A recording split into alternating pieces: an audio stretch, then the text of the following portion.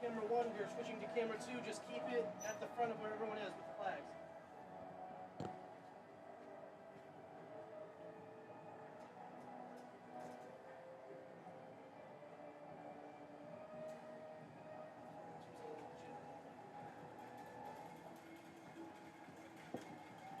Let's hear it for the Mount Juliet Golden Bears. Camera 1.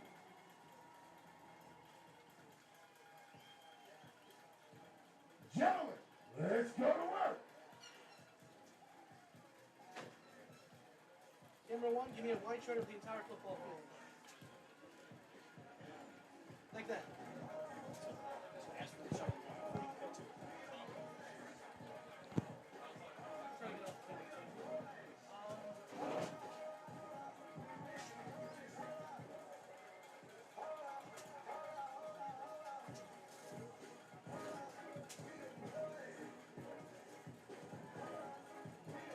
Camera 2, hold it there.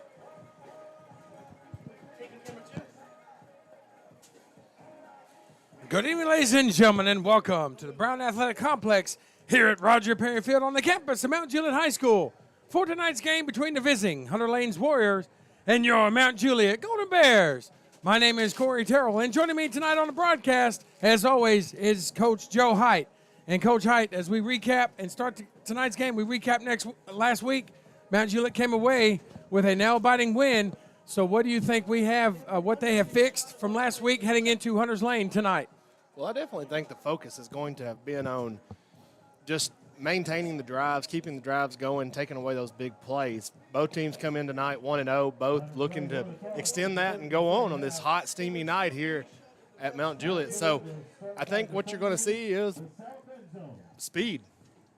I mean, that's the one thing that Hunter's Lane has going for them. That's what they used against Maplewood last week. Yep. That's what they're going to try to exploit now. They have one of theirs, sorry, I'm moving from my rosters here.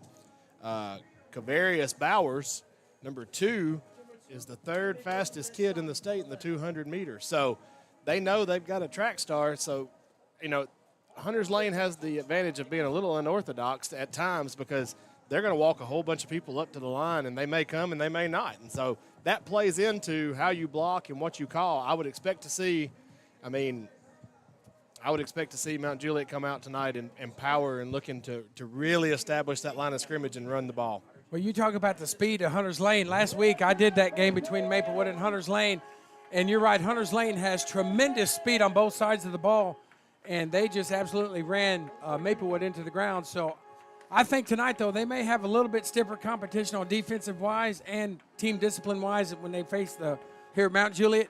Mount Juliet is a lot more disciplined on defense and as well as offense, so I think Hunter's Lane might be in it for a little bit challenge tonight. But Hunter's Lane can't look past, Mount Juliet cannot look past Hunter's Lane, because if they do, Hunter's Lane will beat them in a shootout. Well, two things that you can't teach, size and speed, and Hunter's Lane definitely has both of those looking across the sideline. So any given night, anything can happen. I know that when I talked to defensive coordinator Chase Hallen this week and just really tried to poke at him and get, anything I could get, outside of just talking about Bowers is just blazing speed, he was talking about how prideful his group is and how they take it personally when you've got Zerniak there in the middle and Walls that really want to make sure that they hold shutouts. They don't really want to give up a point. They're prideful.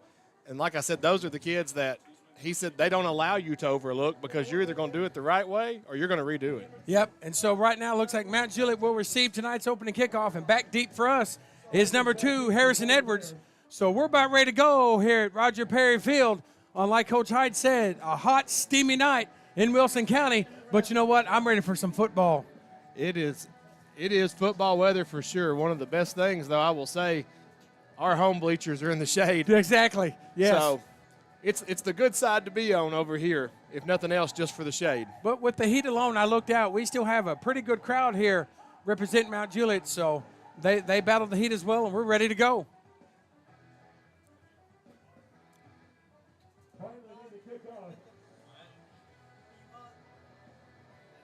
Kicking off for the Warriors is number 12, Caden Redmond. Like I said, back deep for your Golden Bears is number 2, Harrison Edwards. Hunter's Lane is they are in white, Mount Juliet is wearing a light gold. It is a different color. And ladies and gentlemen, it's football time in Bear Country. It is live into the end zone and touchback. That bounced off Baylor Osborne's hand, and Harrison Edwards down it in the end zone, so that'll bring it as a touchback. So we'll see Mount Juliet right off the bat on offense, and I wonder, Coach Hiett, if we'll see what we did last week. First couple of plays, they move the ball down the field, end zone, 7-0, just like that. Well, I think with this offense, you always have the ability for the quick strike ability. Like I said, I don't really know what's going on here. We're lining up in different positions. I'm saying we should have the ball. Are we? Well, now it looks like we're going to do Are they going to re-kick it again? Yep. Okay. Something wasn't ready. So while we are waiting on that, I do want to say thank you to Jersey Mike's in Mount Juliet for feeding the B&M video team tonight. You can find Jersey Mike's in Mount Juliet at 2231 North Mount Juliet Road, very close to the train tracks at Division Street. And, Coach Hiett, you were exactly right. While you were doing that, there was a penalty marker on the field, so illegal procedure on Hunter's Lane. So Mount Juliet's going to make them re-kick it, and still back for us is number 2, the speedster, Harrison Edwards. Boy, I'd like to see him get this and just break it, Coach Hiett. Yeah, I mean, the only thing I noticed on Redmond's last kick, that it was kind of a knuckleball. There wasn't really a spin to it, which is what gave Baylor Osborne the trouble with it, because those are hard to read. You're taught as a receiver or at DB or anything that you want to see and read the spin on it, and that thing just came in flat. That one's got some spin. Yep. Crudup takes it in the middle. John Michael's got a crease, fighting up the middle. Boy, he got some good yards. John Michael Crudup, he's brought down by number 25. So what a difference a penalty can make. That goes from starting on the 25 to starting near the 46. So good decision by Coach Perry to have him re-kick it. And they've got excellent field position to start their first offensive drive of the night. So in the backfield for us, looks like will be number 4, John Michael Crudup. Twins to the far side, single receiver to the near. Crudup 2, Travers left. Travers will drop back to pass. He's throwing a little screen out to Crudup. Crudup's got nothing but daylight out in front of him. All he's got to do is make one man miss. Good tackle. And that will be Wilson Bacon Trust Golden Bears first down. John Michael Crudup. And look, we're going to go fast, lining up. Twins again to the far side, single receiver to the near. This time going to a little pistol look. Give up the middle to Crudup. Another positive gain. This is what pace of play can do, especially when it's hot outside. If you notice, the chain gang just now got set on the far side. He was brought down by number 54, Donovan House of the Warriors. They're set again. They're going quick this time. Edwards is in the backfield. Twins either side. That's got to be pass interference. Yes, Coach Hiett, there's the flags. The intended target was number 13, Baylor Osborne. Good decision there by Travers, seeing how they locked up on him and going ahead and making that throw. That was – you just have to get it close enough at that point so they will throw it. No question about that, though. He was blanketed by number 30, Marcus Edwards. It was good defense, but you can't hang all over him, and that's what he did. And that will be a pass interference on the Warriors, so that will be another Wilson Bacon Trust Golden Bears first down. And if you notice, they've already got the call in here. I see Coach Brown signaling from the side, coming from Coach Carver, looking to move fast to make this heat play into it. Trips to the far side, single receiver to the near. I believe that is Edwards in. It is Harrison Edwards. He's going to throw a little bubble. This is on him to make. He's going to have the first down inside the 5, probably about the 3-yard line.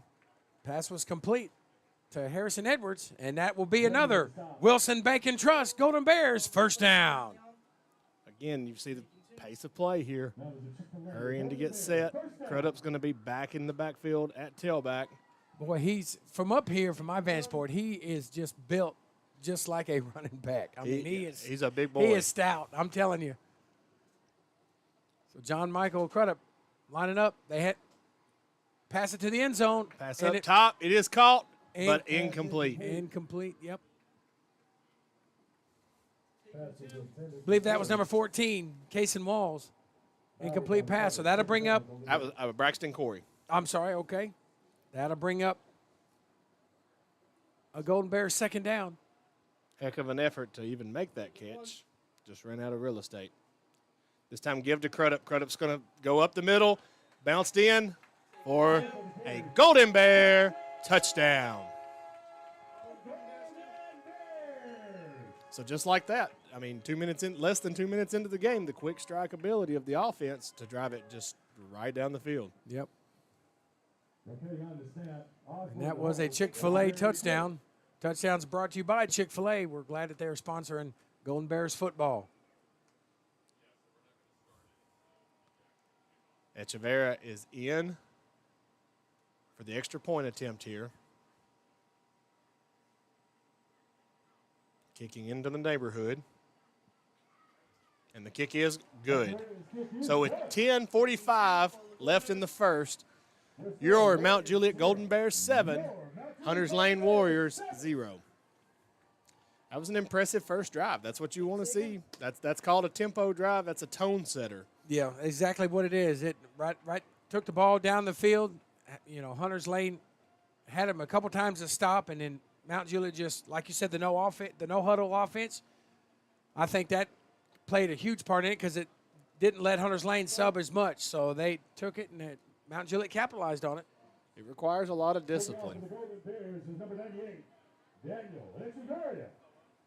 I've joked over the last few weeks with them that if I had Mount Juliet anywhere on the schedule, I would be practicing fast. You can always slow down. And back to receive for the Warriors is number 88, Marcone Walter, along with number 2, Calvarius Bowers, the speedster. So this is his first chance to show off his speed here. Very unique. If they kick it to him, Coach Hiett. Well, very unique kick return formation from Hunters Lane.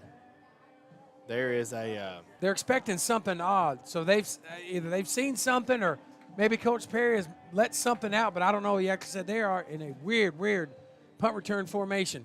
I'm going to be honest. I hope. Onside? No, I hope they think they've seen something because that is a very different kick return. Nah, nope. Echeverria's not going to let him catch it. Nope, that is a touchback. I was going to ask you, Coach Hiett, our kicker's last name, does that remind you of a lineman at Ohio State? I don't follow Ohio State. Oh, there you go. Well, I mean, I guess I'm sorry. I was born in Big Ten country, so I'm used to all those weird names up here when them offensive linemen. So yeah, that name kind of sticks out. I thought, yep, he would fit really well at Ohio State on the line with that name for sure. I understand. I was born in SEC country. Well, so. There you go. That's right. But I do bleed orange, so there you go. We go with Manning and Barry. That's it. Exactly. So we have, looks like, number 2, Calvarius Bowers lined up. Got bunch set on either side is what you've got here. Very unorthodox offense, looking to get it out quick to get the ball to Bowers to get him in space. Good read there. He got maybe 2 or 3 yards, maybe 3. That is that particular offensive set has bunch on both sides, and you typically see that on 2-point conversions, not typically 1st and 10. So. No. Our defense is swarming. It's not 1 or 2 that goes after them. It's 5 or 6. They head right to that ball, and they hang on, and they take him down. They don't let him get anywhere once they get their grips on him. Well, with the speed that Hunters Lane does possess, you're going to have to be sure tackle. So if you look here, very unorthodox again. You've got 5 receivers on this side, but it's important to notice because of how they're stretched out, some of these guys are ineligible receivers. Well, pass is incomplete. Intended target was number 30, Marcus Edwards. As I said, unorthodox lineup, but not everybody that was out there is eligible. He was defended by number 0, Deion Waller for the Bears. That'll bring up, Coach Hiett, a long third down, 3rd and about 9 for the Warriors. So we'll see if our defense will hanker down here and get this ball back. Hunters Lane's kind of already said this is what they're going to do. They're going to take big shots. They're going to try to get it out into space with speed. Got a personal timeout here. Maybe some equipment. Yep, looks like Mr. Deion's having maybe some equipment issues, so he'll come off the field. Number 30 will come on. Joshua Kidd will replace him. Yeah, Trey Redmond, the free safety, had to come out there. Oh, okay, yep. Trips to the near side. Receivers 2 to the top. Pull it out. Quick release. Pass is complete. Ball is out. Ball is ours. The ball was fumbled. It was recovered by the Golden Bears. Number 24, Landon Steed, and that will be a Wilson Bacon Trust Golden Bears first down. Just like last week, first possession for the other opposing team, fumble. This week, fumble. I can only imagine that Coach Allen is smiling right now. And Coach Hiett, they broke out the championship belt for the turnover. They've got it broke out, but boy, this is not what Hunters Lane wanted.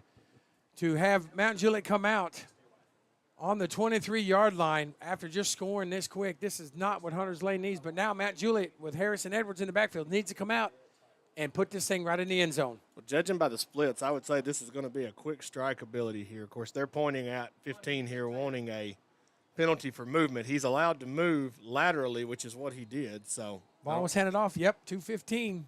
Elijah Williams, and he was brought down. Loss of about a yard. I believe number 6, Lazavion Grady. So that'll bring up a long second down for the Golden Bears. Going to have trips to this near side. Single receiver Corey to the far side. Oh, there's going to be a penalty marker. That's probably going to be offsides on the defense. And it is. So that'll give Mount Juliet 5 more yards. So now to be second and manageable for the Golden Bears. You see Travers there making a motion. He's not just dancing to the penalty. He's actually talking to Coach Brown on the sideline, telling him something he saw to let and relay to Coach Carver, who's on top of the box as the offensive coordinator. Twins to the near side. Fake give. Looking to go to Osborne. Heavy traffic there. Osborne was double coveraged. Osborne had a big game last week. And you can tell Hunters Lane has him kind of in their sights, corner on top of him, free safety coming down. So yeah, that pass was broke up by Hunters Lane number 30, Marcus Edwards. So that'll bring up a Golden Bears third down. Trips to the near side, single receiver to the top. Stall play here. John Michael Crudup is in the backfield for the Golden Bears. They're looking to the sideline for the play. Just like last week, they'll get the play in and they'll go. They've got the play, so they're getting ready to run the play right here. Quarterback Tyler Travers is going to pass it, I believe, to number 16. Braxton And Corey that on is the slant. Braxton Corey. And that pass is complete for a Wilson Bank and Trust Golden Bears first down. Kind of like Alex Golish and Heupel used to have conversations with. You can be in a hurry on 1 and 2, but 3 you got to have. So you take your time, line up, get the right call, and get it in. John Michael Crudup's running off, and Harrison Edwards replace him in the backfield. Tyler Travers looking over the sideline once again for the plays. The play's being called in. So we have first down. Again, got that same look. Going to pull it out, throw another slant. This one to Baylor Osborne. What did he do? He caught it in the end zone. That is a Chick-fil-A Golden Bears touchdown. So that brings us to 13-0 here with 8:32 to go in the first. Again, as good a start as you could ask for. Pending extra point, you're going to be up 14-0 on your first 2 offensive possessions. And really and truthfully, with the kickoff penalty that they had to start the game, you were only 4 yards from being on your side of the field anyway. So both possessions essentially starting inside of our own 50 and then defensively creating that turnover. Yeah, and I can probably imagine this is not. Fire, fake, Osborne, he's got it. He's going to try to drive it in, and he does. The 2-point conversion is good by Baylor Osborne. That makes it 15-0. Well, Coach Hyde, I can venture to say this is not the start that Hunters Lane was wanting. No, you've already kind of got some dropped heads, dropped shoulders, but you saw that last week with Cane Ridge too, and Cane Ridge kind of they came around and hung in, and I could talk tonight. Sorry. Hung in there, and then they finally came around. I said that backwards a moment ago. But so, I mean, again, it's a tale of 2 different teams, though. Cane Ridge, I think they're at Ravenwood tonight, which is kind of projected to go either way. Right. So back to receive for Hunters Lane, number 88, Marcon Walton, along with number 2, the speedster, Kavaris Bowers. So we'll see maybe if Coach Hyde, if they kick it in the end zone or if they're going to give him a chance to return it. I would probably say he's not going to touch the ball. Well, again, looking at this formation here, this is unfortunate. This is odd. Yeah, it's not. I don't understand, but I guess I don't have to. So I've never seen anything like it. It almost makes me wonder they think Mount Juliet's going to try an onside kick, and we don't. We kick it, which Bowers is going to get a chance to return it. Oh, he muffled it, but he touched the end zone, so Yep, that so is down. That'll be a touchback, right? Yep. That'll be a touchback for Hunters Lane. So we'll see them on offense. They'll start at the 25. See, maybe they can move the ball here on this stout Mount Juliet defense. Well, typically, I mean, for a kick return set, you typically put you put 5 up on the front line. So just putting 3 up and then backing the next 2 off, I don't really see what it gains you. It opens a really big hole on your sideline, and there's a big hole in the middle of the field. So, yeah, I've never seen anything like that. It almost looks like they're trying to create the wedge without making the wedge, since the wedge is now illegal. So we have 88s in the backfield now for Hunters Lane. So we got twins to the near side, single receiver far. Markhorn Walton, hand the balls off to him. Got a little counter play there, trying to cut back and go across to their sideline. I believe he was first met by number 23, Brady Jones. So that'll bring up a second down for the Warriors. They gave him about 2 on that carry. So about second down and 8 is what the Warriors have to work with right here. I mean, honestly, if I was them, I would bleed the play clock down. I would take as long as I possibly could. You know, we talked about last week, the clock can be your friend or your enemy. Right now, I would make it my friend because I would get this first quarter over with. Exactly, yeah. It started about as bad as it could for them. So yeah. Twins to the near side. Going to be give again, this time to number 88 straight again. up the middle. And, boy, he didn't, Coach Hiett. I don't think he even got maybe a yard. He was met by that stout defense. Zerniak was waiting for him in the hole, and when he got there, he said, hello, and welcome to Mount Juliet. William Zerniak got him. And so that'll bring up another third down, Coach Hiett, for the Warriors. And this defense, right now our defense is just pinning their ears back, and they're going.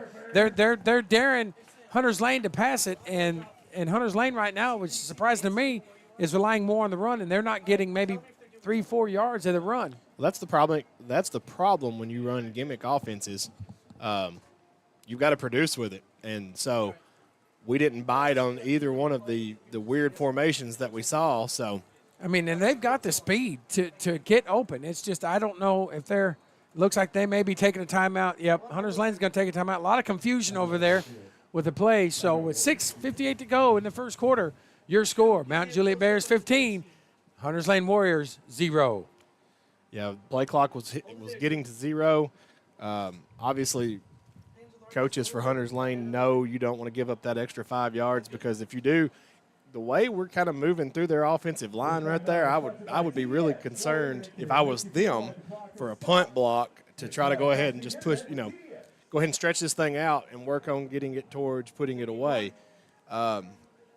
In football, I mean, obviously you can dig yourself too big of a hole, but 15-0 start, you get a 3 and out here, and then you turn around and punch it in, you're really going to have the other sideline scratching because they're playing from behind, and you could almost guarantee they're going to have to start throwing the ball.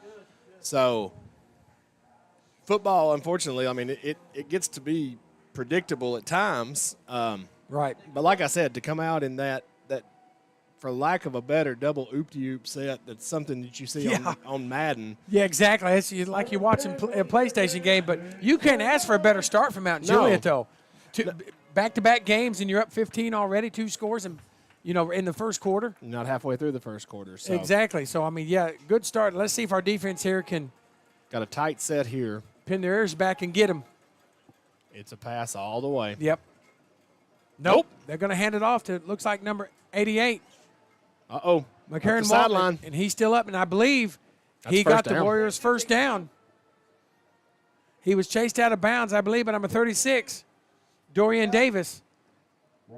And so that will be Hunters Lane first down. So they did move the ball, move the chains. So they may be getting a little bit of momentum. Their quarterback, I seen him last week. He does have a pretty good head on his shoulder. He is a speedster as well. He can run it and throw it. 88, it's asking out. Yeah, you wonder if the Hiett, Coach Hiett, at some point is going to, I know it's only in the first quarter, but it's been hot today, and it was hot during pre-warm-up. And that if they're not hydrated right, that they're going to feel the heat real quick.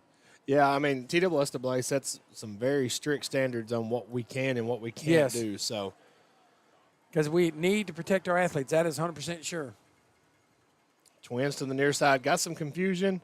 Got got to delay a game here. Yep. See, that's not what Hunters Lane needs. They get a positive first down, and then they get a pre-snap penalty, backs them up 5 yards. So now it'll be 1st and 15. That's not what they needed. It'll be 1st and 15. So I believe number 2, Kavaris Bowers is, or correction, number 6, Lazavion Grady's it with Hunters Lane. Yeah, Bowers is in motion now. Yep. Given now Bowers on the has speed it. Sweep going the other way, cut back, coming back to the near side, taken down in midfield, back to the original line of scrimmage.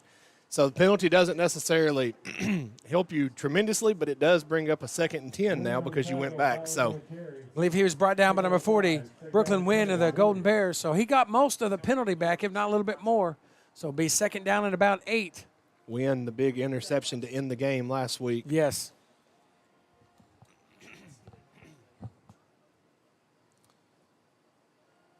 Like I said, if Hunters Lane here keeping it on the ground, trying to run that clock, make that clock their favor, shorten. Well, Coach Hiett, they're kind of tapping into you. There's no running back on this offensive play right here. Yep, moving, illegal procedure. Yep. There's penalty markers.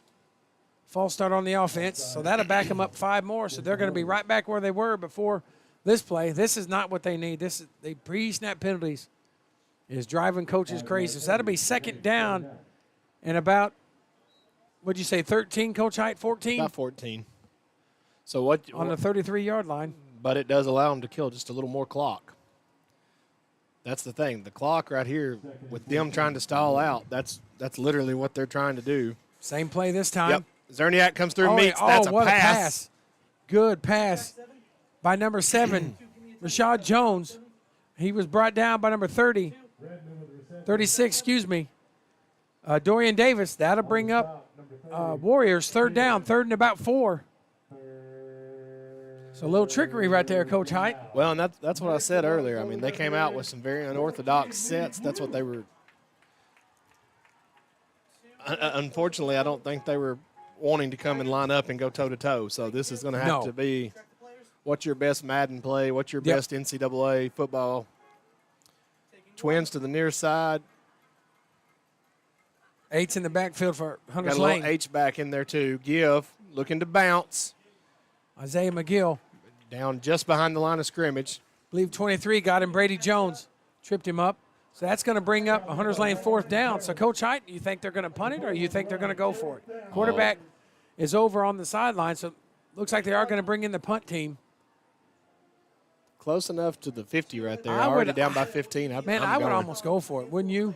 I would. I mean, I think, at this point, what do you have to lose? So because you do not want to give Mount Juliet right now the ball back with their offense is clicking on all cylinders. I mean, they've shown that they can, on a short field, they can put the ball in the end zone. So back for the Golden Bears is number 13, Baylor Osborne. But just because you brought the punt team in doesn't mean they're going to kick it off. Yeah. Nope. We've seen stranger things. And it looks like looks like another timeout. So that's their 2nd in this quarter.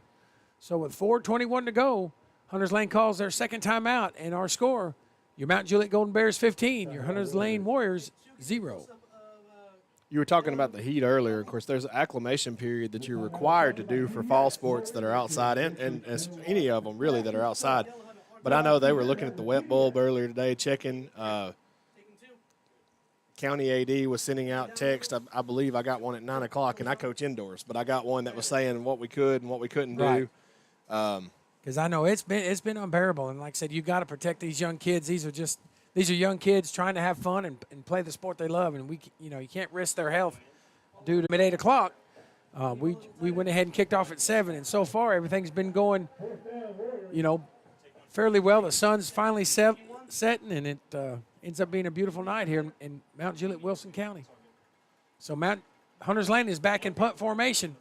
Yep, it's a fake all the way. Never mind. What are we doing? I think the referee was giving the signal for the play clock to reset, and I don't think it ever reset. So if that's the case, boy, that just that showed Hunters Lane what they were going to do. So that gives Mount Juliet a little peek what they may try. Yeah, and that's on the sideline. If they didn't reset it, that doesn't come from the box. So. Nope. So if they do punt it off, Baylor Osborne is back for the Golden Bears, and they did Short. did kick it off, and it's really, really short. Short punt. Get away from it. And it was down by number 31, Malik Joseph of the Warriors. So that'll bring up a Golden Bears Wilson Bank and Trust first down. I think you're in a position here, if you're Coach Carver and Coach Perry of the Golden Bears, to really, you can make your decision. Do you want to go fast, or do you want to take your time and kill out? I mean, if I'm Coach Perry, which I'm not, but like I said, we got a 15-point lead, 4:11 to go. I'd almost just keep the ball, run it, and see, if it works out, you can eat the clock like seconds. The clock right now is your friend to see how much time you can burn. Pass is deep, and it's going to be incomplete. The intended target was number 7 for the Golden Bears. Willie Holt. So I think one of the issues there when you're looking at that, though, the one thing about stalling out and kind of running it and trying to ball control, kill the clock, that does put your players on the field longer. Yeah. I mean, you take the shots right there. I think that sends a message. We're trying to end it now. So can't go wrong either way, but you've got double tight, single receiver either side, ball given up to Crudup up the middle, and he runs hard for about a gain of 7, maybe 8. John Michael Crudup looks like he ran right into the official in that melee. So that brings up a Golden Bears second down and about maybe 3 yards to go. Looks like on the 39, 38-yard line. And so John Michael Crudup is still in the backfield. As I said, that's our power back, so that's the one we're going to have in when we need short yardage, short gains. So there it is again. And I believe we're going to have a penalty markers on the field. Yeah, we went a on little the bit far too side. fast. Yep, false start on the offense. So that'll back us up 5 yards. So now it'll be 3rd and 7. But we have a player down on a penalty. I believe that's number 31, Malik Joseph for the Warriors. He's standing, but then he's going right back down. That may be cramps, but I'm not for sure. But it's what it kind of looks like. He's holding his hip, so we'll have to see. But with 3:31 to go, we have an injury timeout. Our score, your Mount Juliet Golden Bears 15, Hunters Lane Warriors 0. Yeah, he's kind of all over the place. He's not really grabbing at his legs, so I don't know. Trying to watch him here for a second. It kind of looks like he got hit in the stomach. But he's moving around. He's talking to him, so. Well, at first it looked like he kind of grabbed his hip and went down.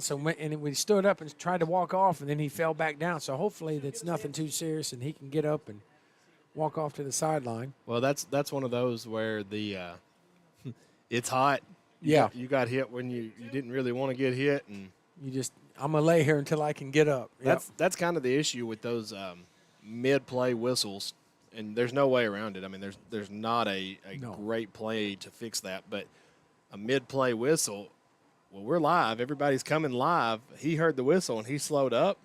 I mean, you hate to see it, but unfortunately, you see it a lot on stuff like that. So, and he is up walking under his own power, so that's a good sign. He's going to probably, I'd say, sit out maybe 1 or 2 plays before if we see him back again. So when play resumes, we'll have Golden Bears, I believe it'll be 3rd down and about 7, maybe 8 to go on that penalty that we had for false start. Yeah, about 7 on that one. Yeah, he's mandatory at least out 1. Yep. So John Michael Crudup in the backfield for the Golden Bears. Our big stud running back. Bunch set to the far side. Reverse coming around. I believe Edwards. Yep, Harrison Edwards. Hold on to it, Edwards. Hold on. He was chased down by number 8, Isaiah McGill. And the result of the play, that will bring up a Wilson Bank and Trust Golden Bears first down. Just really kind of caught them on their own, doing their own game to them, lining John Michael up in the background, who had really 2 really good runs prior to that, making him the focal point. Hunters Lane was watched him a little too closely. They didn't see Mr. Harrison Edwards coming around from the backside. If you watched his legs on that run, Coach Hiett, he didn't want to be denied. He didn't want to be brought down. He just ran with speed and power. Well, Edwards takes it a little bit personal, and he got ran down last week, and he didn't like it. So Ball was pitched number 13, Baylor Osborne. And I believe with that run, he picked up another Wilson Bacon Trust Golden Bears first down. That's another Chick-fil-A. Golden Bear, first down. So 240, here we go. We're inside the 20 here, moving in.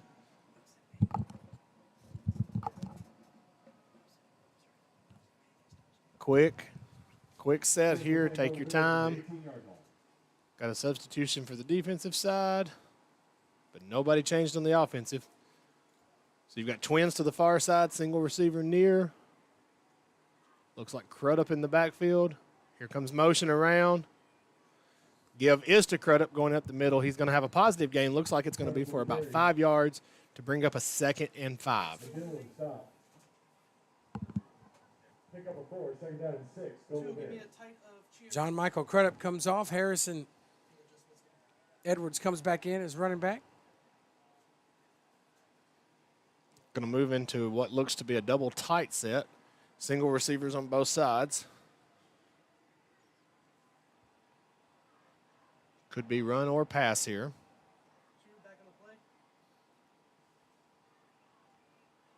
Ball's handed off to Edwards. Good form tackle right there in space. He got met by number 8, Isaiah McGill. So that'll bring up a Golden Bears 3rd down. 3rd and about 6 on the 14. Just a little over a minute to go here in the first. Really want to pick up this first down. Touchdown here would really increase the pressure on Hunter's Lane. Believe we have another penalty flag, and it looks like it's going to be on the defense. So that'll bring up a 5-yard penalty. So that'll remain a Golden Bears 3rd down. So that's going to be 3rd and about 3, maybe 2. That's very manageable for this offense with Harrison Edwards.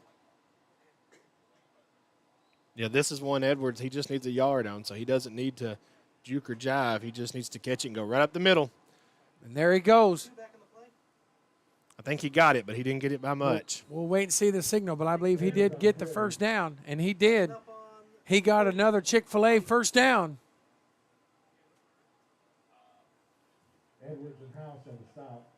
Time still ticking here. Got time to get one more play off here in the first quarter. Harrison Edwards comes off. John Michael Crudup back as running back. I would anticipate you got at least 2 plays here still in the first quarter to go ahead and put that touchdown on the board if you can. If they even snap the ball, Coach Hiett. We got to snap the ball. Play clock.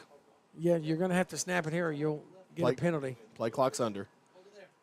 At the 7, so 1st and goal from about the 7. Give to Edwards going up the middle, driving his feet. He is down. Looks like he's going to be down about the 2.5, 3-yard line.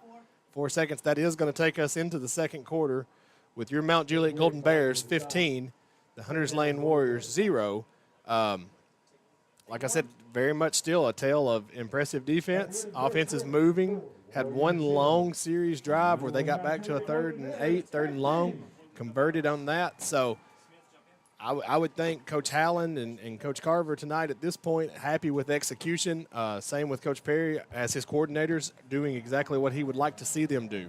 Yeah, it's been a good methodical offensive scheme right now that Mount Juliet's running, and right now they've only had maybe a couple errors, but other than that, they're moving the ball at will on Hunter's Lane, and Hunter's Lane right now is just – you kind of wonder fatigue maybe be setting in. I know it's early. I mean, it's only starting the second quarter, but it is humid, and the size difference between Maplewood and Mount Juliet is a tremendous difference, and so that could be playing a part. But, yeah, what a start for Mount Juliet tonight. 15-0 in the second quarter. You couldn't have scripted it any better for Coach Perry, Coach Hiett, on how do you start this game just like last week. I mean, just come out last week, same thing to doing it again tonight. That's just tremendous coaching and tremendous execution by the Mount Juliet players. Well, one of the things, like I said, that defense prided themselves, and so they gave up that first down. So I would look for them, whether it's the starters or down the line, they're going to be held to a higher standard as far as pushing. Coach Carver definitely is going to want to try to punch this in on this ensuing play. because like I said earlier, yeah, you can drive it and you can keep your boys out there, but the longer you keep them out there, the more chance, more risk you run for an injury. So, put this game away. Let's start getting subs in, start getting subs ready for later in the season when you need them. Yep. You don't want to play around. You don't want to give anybody second chances or third chances to come back into the game.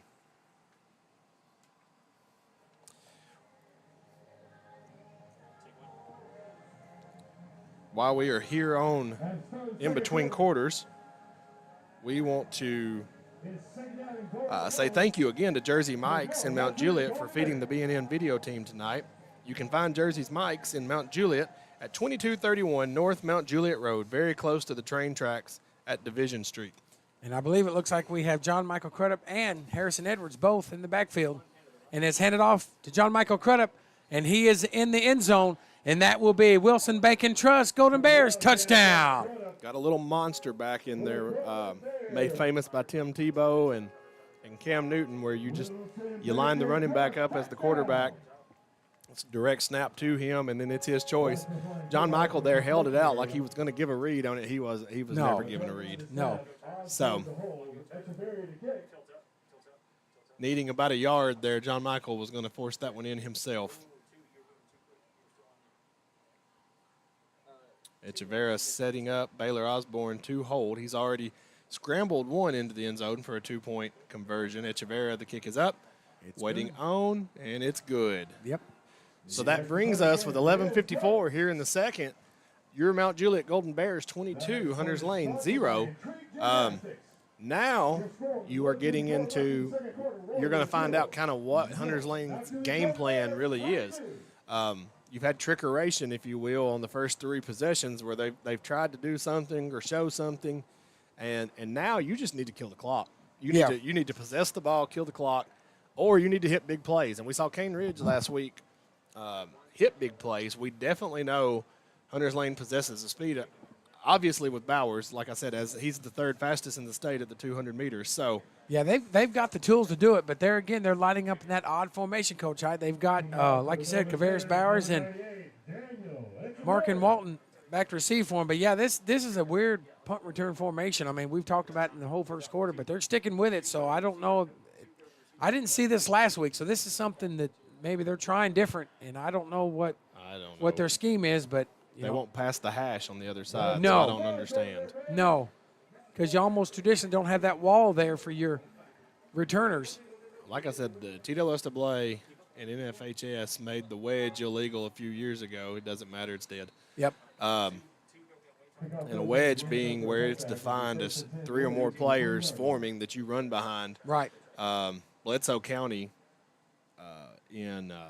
up on the Cumberland Plateau, man, they used to have one of the best wedges as far as they lined up a front set that lined a V, the second set lined a V, and then, like I said, running back gets in behind it off the return. So I don't know if they're trying to line up some sort of wedge. It looks weird, though.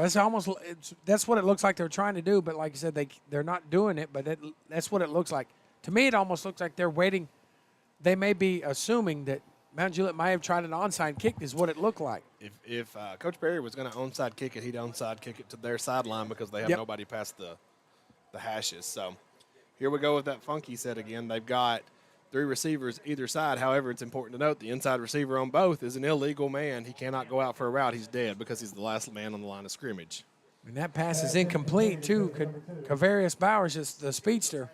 I think it's, like I said, it's important to notice these play sets that they're setting up, everybody that's lined out can't go for a route. Only the end man on the line of scrimmage. And so you have to have an X number of people on the line of scrimmage, X number of people off. And when they get into that set, I believe it was the inside receiver on the far side and the inside receiver on this side. Right. Were both ineligible to go downfield. So really and truthfully, you set yourself up for some more penalties on that. But you've got a tight end to the far side, bringing in quarterback. So an empty backfield for Hunters Lane. So they're passing again, Coach Hiett. Yep, 5-out set, trips to the far side. Going to throw a little bubble screen, trying to go across the middle. Oh. He had us, and we bit.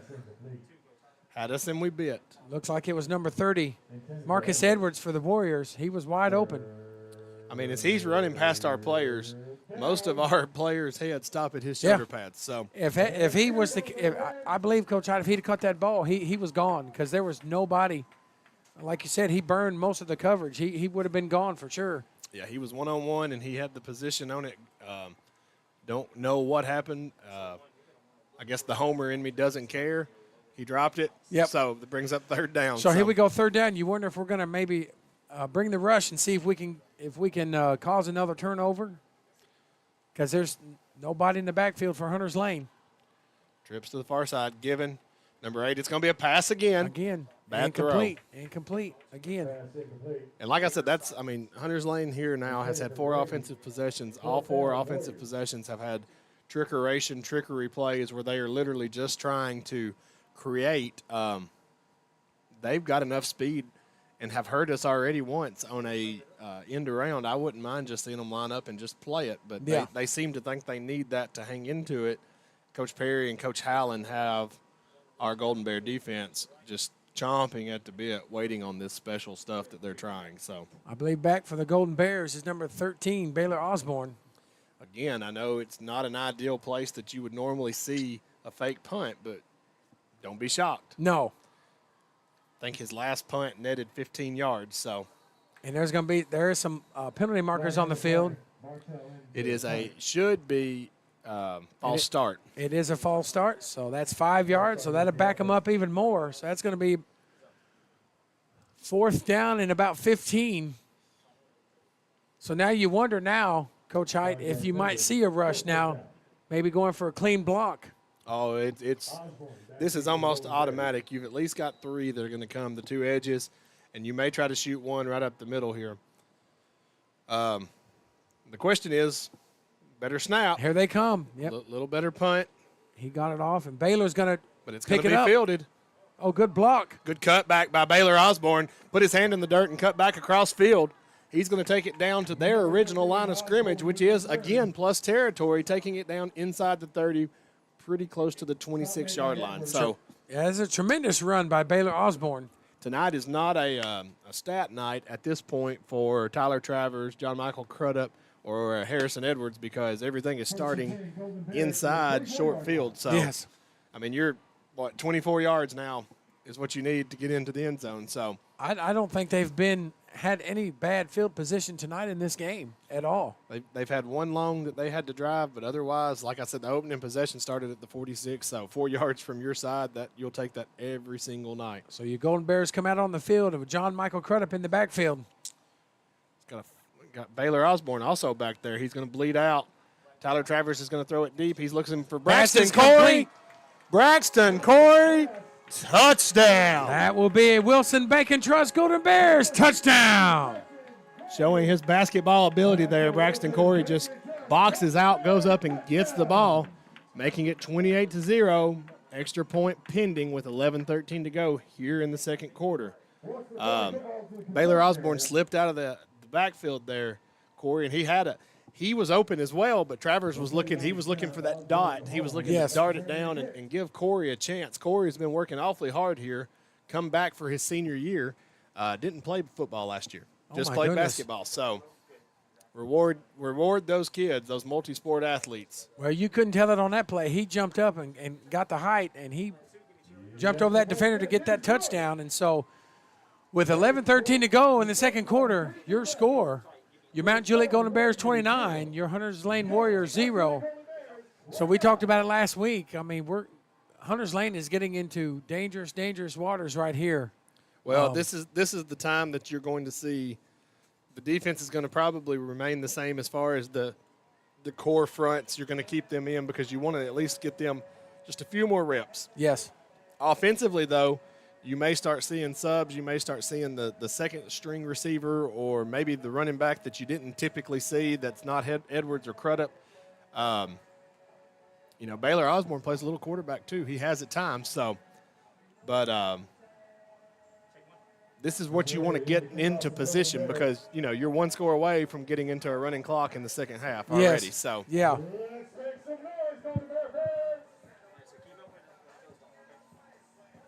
You got 88 back for the Warriors. McCarran Walter along with number 2, Kavarius Bowers. He's only touched it maybe once tonight, so let's see if he gets a chance to touch it again. I would probably say no, but we'll see. Well, and that kind of brings in even what I was talking about with their lineup. So they've got him on their sideline on that high hash mark, and realistically, if they think we're going to stay on our side of the field, he should be where 88 is. Yeah. And you wonder if that's why the formation, why they're in the formation they're in. They've seen something that they picked up on because, like I said, they did not line up like this last week at all. Well, if Bowers is their guy, they're not giving him a chance because I don't know.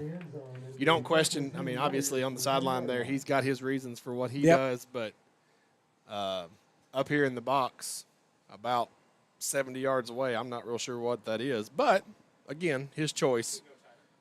So as we go in here to possession change, I'll say it again.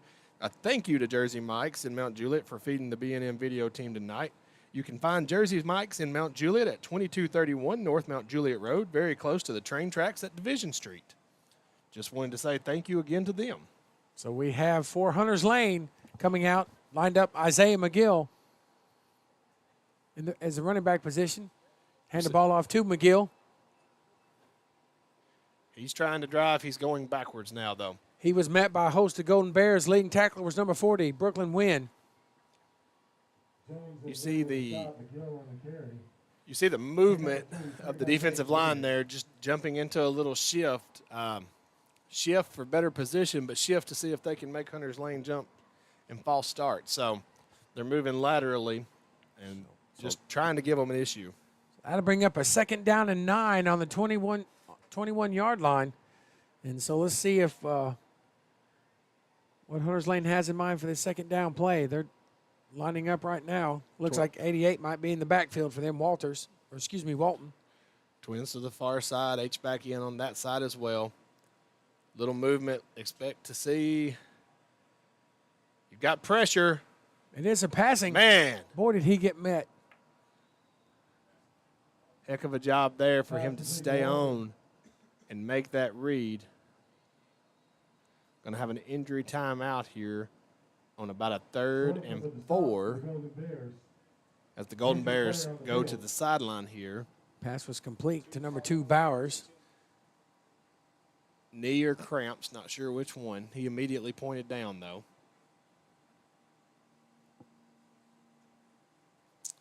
Let's see. Yeah, I know it's cooled off some. Let's see how much it's – it is 88 degrees now here at 7:49. 88 degrees. I believe that's Xavier Grady. I think it's next Tuesday. They said the high was 88 degrees. Yes. So. Much cooler and less humid next week. While we got this little break right here, I know you said you're an SEC guy. Vanderbilt, Hawaii tomorrow. Go ahead. What's your pick? I'm afraid to say. Tell him, Joe. Come on, go ahead. Is it Vanderbilt or Hawaii? Me personally, I told my son-in-law, I would be surprised if Vanderbilt beats Hawaii. That's just me. I think everybody. So Coach Carver. I guess the joke here is Coach Carver is a ginormous Vandy fan, so they're trying to make me pick Vandy on the air, so he has it recorded that I say Vandy will win. Vandy will win. Okay, well I'll give him one that it's a little bit funnier. I told you I'm a big Tennessee fan. My son-in-law, when I brought home black and gold from Mount Juliet, he's rode me ever since I brought home black and gold because I don't own anything black and gold. So now I do. Yeah, well, I mean, the thing about black and gold is that you can look at him and say, you don't like winning? That's the Pittsburgh Steelers colors, too. That's right, so. yeah. You're exactly right. Which that happens to be my NFL team, so I will. You and my daughter is she's also a big Pittsburgh Steelers fan. So here we go, 3rd down. It looks like about 3 on the 27-yard line for the Warriors.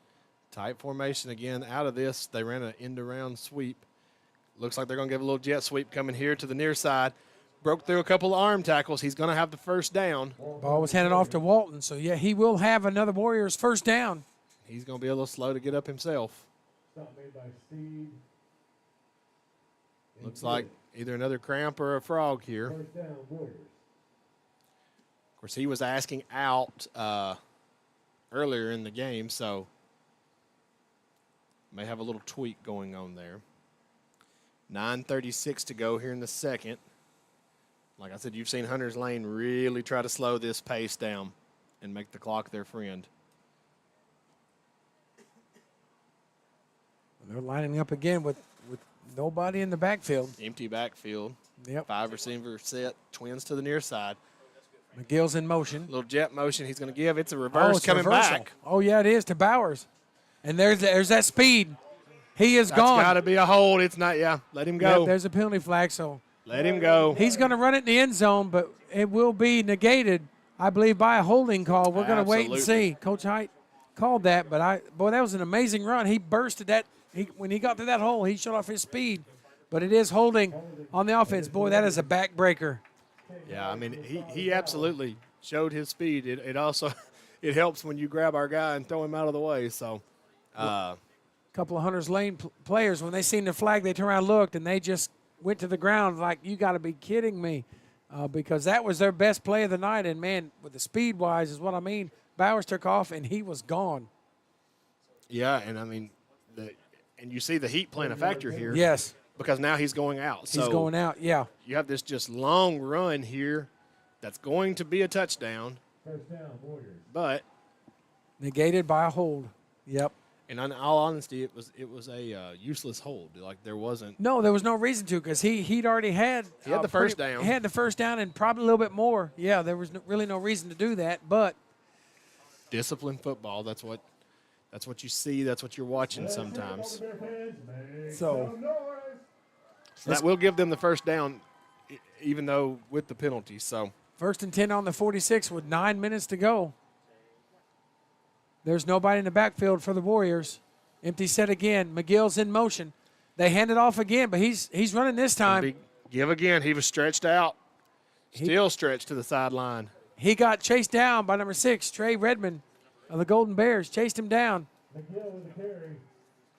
Yeah, Redmond did a good job of finishing that one off. But yes, he did. But Carson Slocum is what actually extended that play, holding the line of scrimmage and just making him – he couldn't turn. He had to keep going towards their sideline to try to get north and south. So that'll bring up about a 2nd down and 12 for the Warriors with about 8 minutes to go. So there's still plenty of time, Coach Hiett, for them if they can get something going for them to, get it in the end zone, if they can just stay away from the penalties that they're inflicting on themselves right now. Well, I mean, you think the last two runs, or last two plays that they have, you've had about a 60-yard touchdown called back, and then right then you had a running back about 50 yards to lose yards. Pass is incomplete. The intended target was number 30, Marcus Edwards for the Warriors. So that's going to bring up 3rd down and about 12 on the 44-yard line. 3 really empty possessions there that you've had your players running long yards. Again, the heat's going to play a factor in this. Conditioning is going to play a factor. Well, and it's like you said, that holding penalty just was a backbreaker, because that was one of their best plays they had all night, and the hold didn't need to happen, but it did. So that brings up 3rd down and 12 on the 44-yard line. And once again, Coach Hiett, empty backfield. Empty back, Twins to the near side. Believe he got a little generous right there. Yep, pass is incomplete. Number 7, Rashad Jones. So that's going to bring up a 4th down. So inside receiver on this side bounced. He could have been called for illegal motion. So they may punt the ball here. We'll have to wait and see. But it's 4th down and 12 on the 44-yard line. I don't know. I think at this point, you're already down 29-0. So it looks like Mount Juliet is lining up like Hunters Lane is going to punt. So back for the Golden Bears is number 13, Baylor Osborne. But like Coach Hiett said, don't be surprised if maybe Hunters Lane comes out a little bit of trickery here. Still got a whole lot of R1s in, even though it's a punt return team. Looks like we may try to come after this, Coach Hiett. See? Penalty marker. Down here on our side, you've got Marcus Edwards that's mad because he was lined up with a much smaller corner. So that's 5 more yards. So that'll be 4th and about 17, Coach Hiett, on the 39-yard line. So now I doubt if they're going to fake it. They probably will punt this ball now. One would think. I'm still not going to swear by it. And Baylor Osborne back for the Golden Bears. Had a big return last time. So. Yes, he did. We're coming for it. And he wasn't. He had no. Number 9, passes complete to Centarius Moore. So that will be a turnover on downs, but he had no intention to punt that ball. No, he didn't. So play was stopped. Stop made by number 36, Davis. He was stopped by number 36, Dorian Davis. So that'll be a turnover on downs, and that would be a Golden Bears Chick-fil-A first down. So we'll take over at the 47 here. From the 47-yard line. That's what I'm saying. When you get in these games, and as they start stretching out, and there's kind of been, I don't necessarily want to say it's dominance, but there has total control. Now, Juliet's been in total control since kickoff. You just don't know what you're going to see. So are you surprised, Coach Hiett, that looks like most of the first string is that coming out here for this first play of this series? And, boy, number 16 was handed off to Braxton Corey. Boy, he got dropped. Well, not really, because, you typically want to get your starters at least two quarters. Second down, Golden Bears. Just because the score goes one way, you don't stop playing. So, but what it does do is give you a chance to line up in some different sets and try a few different plays here. A little bit behind the 8 ball here at a second and about 17. Yep. So, John Michael Crudup lined up in the backfield. So now you line up and do what you do here. So, and that was one of the things they were talking about. He has got passes complete to number 7, Willie Holt.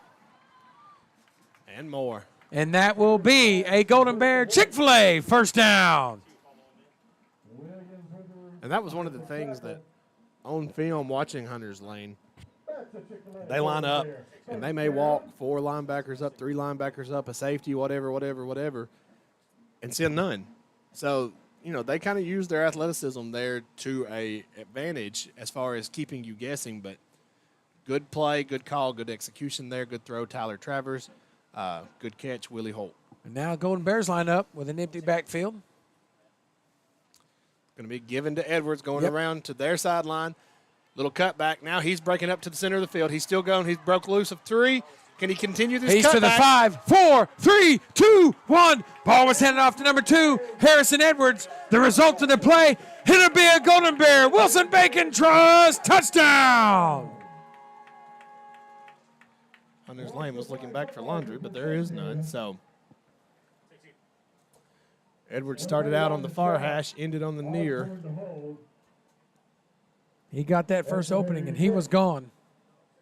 He used his speed, and he outran the defense. As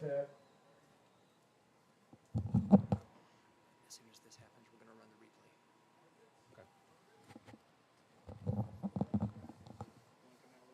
replay. Davis to kick. So we have a new kicker, Coach Hiett.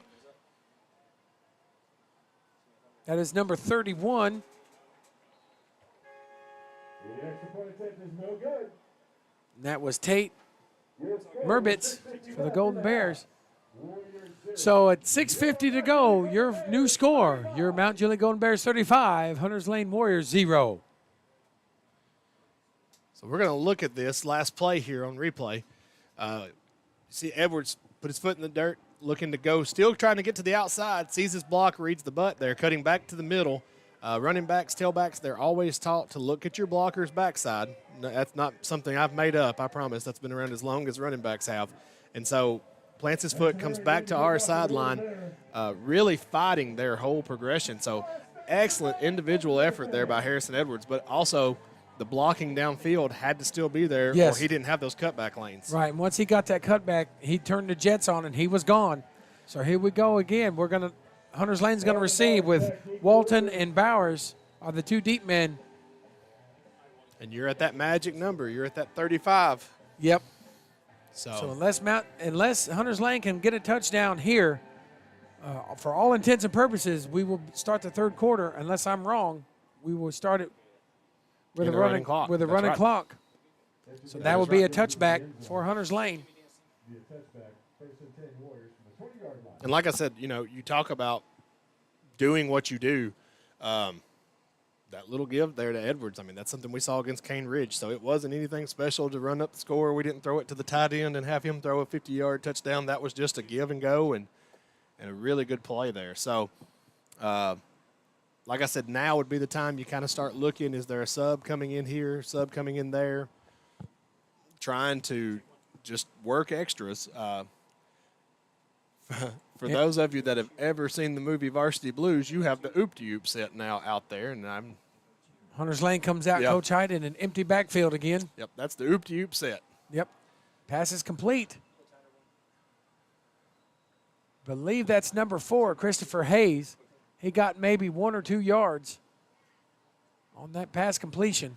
Probably just dated myself with Varsity Blues, but yes, still. But that's all right. So that'll be a second down and about 9 on the 21. You know, the thing about, like I said earlier, about all these different offensive sets that they're showing, only so many of the guys are legal. So you actually don't have to cover. Because you got 3 on our side and you got 2 on the far side with an empty backfield, so they're spread out. You know, and I don't know that any of them actually made the and there's a handoff to Bowers, Coach Hiett, and he's showing you that speed. He went all the way up to the 30-yard line. Going to bring up a 3rd and short. That was interesting there, Corey. I was trying to watch the receivers as they lined up, and usually you'll see the receiver tell the line judge off or own so he can help you line up. None of them said off or own. They all went to the line. Yep. So if that's the case, 2 of them on this side were illegal to go downfield. So just it's things to recognize. I mean, as a player, that's something you kind of look out and you're like, okay, this guy can't go downfield. So you don't necessarily have to worry about him in pass coverage, right? Right. So with that run, that will bring up a Hunters Lane 3rd down and about 2 yards to go. And so now they do have a running back. I believe it's McGill in the backfield. And they're going to hand it off to McGill. And he did get the ball, and he looks like he may, Coach Hiett, have the 1st down. That was a good run. For Hunters Lane, and he was met by number 35, Robert McEwen. Just a little counter play there. Plants his foot in towards our sideline, heads towards theirs. That's one of their better runs they've had tonight where, like I said, he just planted and go, and he got the 1st down. Yeah, I mean, when you get into that short yardage set, I mean, there's not a lot of – it's kind of like I said earlier on Edwards. Don't juke. Just go. Get your head down and go. Now, are you surprised with the point differential that how they're trailing? They're taking such a long time to get the play off and get up to the line of scrimmage. No, sir. Just like the clock last week became our friend, the clock is their friend right now because nothing's seemingly going right for them. So the faster that clock ticks, the faster they can go home. Ball's hand off to McGill, but we do have a penalty marker on the field, so that may be coming back. Wasn't set. He ran out of bounds, so that may be.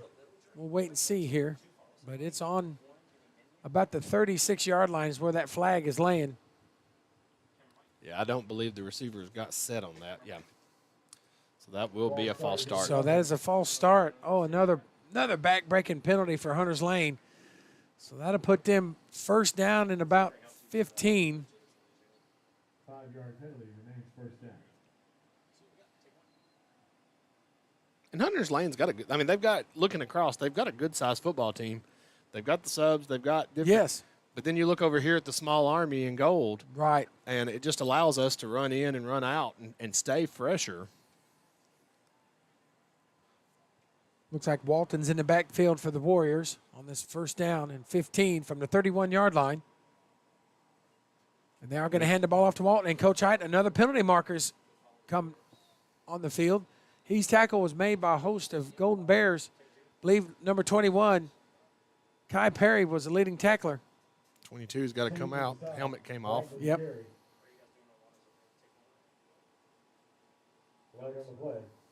Gavin Mosley's got to come off for the Golden Bears, but there's a penalty marker, so we'll wait and see what this is. They're backing up. So false start again on the Warriors.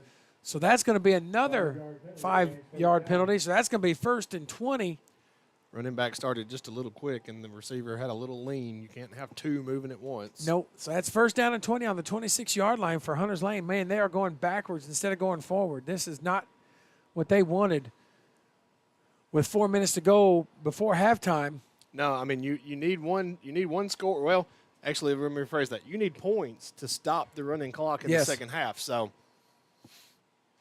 Twins real right wide to our near side here, just trying to get splits. And there was nothing there. Ball's fumbled, Coach Hiett. We'll wait and see.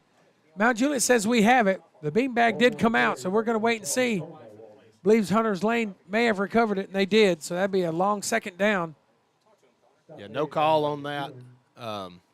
No debate, I should say. Yes. But Coach Perry, Coach Allen have done a really good job. The ball hits the ground, everybody starts pointing.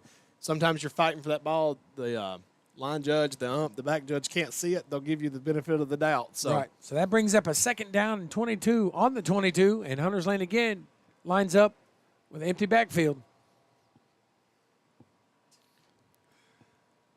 And it is going to be a passing play to number 8, I believe, McGill.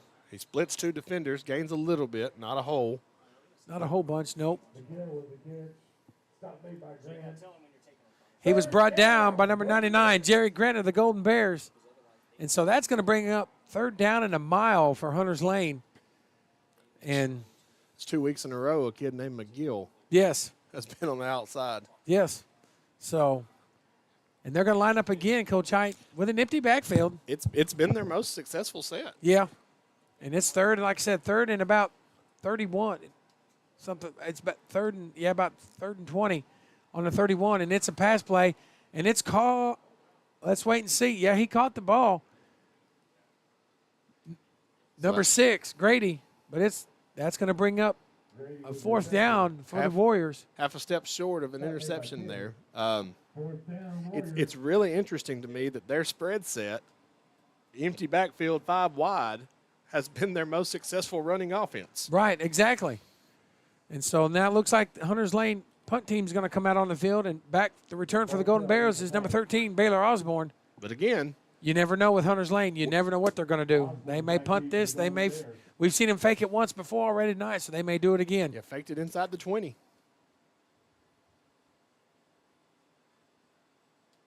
Nope, that one's going nowhere. Blocked. Oh it was blocked. Pick it up, secure the ball. Good job. It was recovered by the Golden Bears on the block. I believe John Michael got the block. That was John Michael Crudup, I believe, on the block. It came off, took kind of an awkward bounce off of his foot, or excuse me, off of his hands.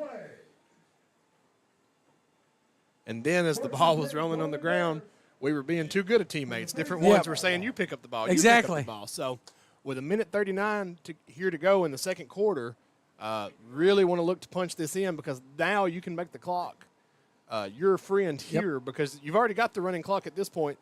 Points are just going to increase it. So I look for them to go fast. Pass is incomplete. Good coverage. Thought we might get a little pass interference on that when we had hands into the chest.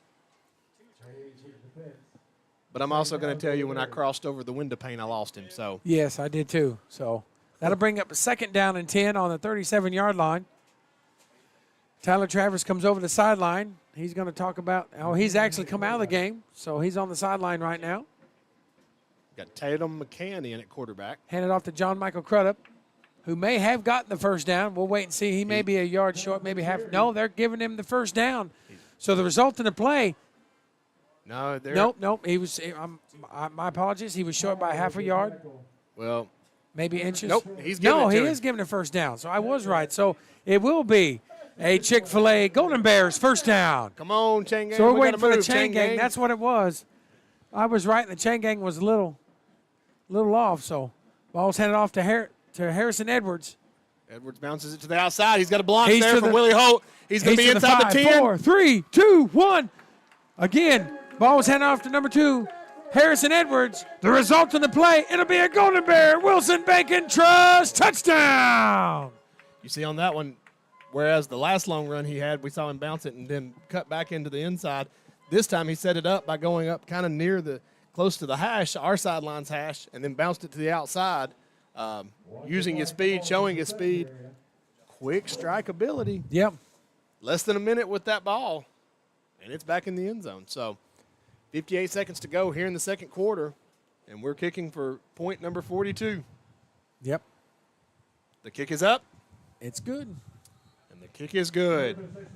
So your new score with 58 seconds to go to halftime. Your Golden Bears 42, the Hunters Lane Warriors 0.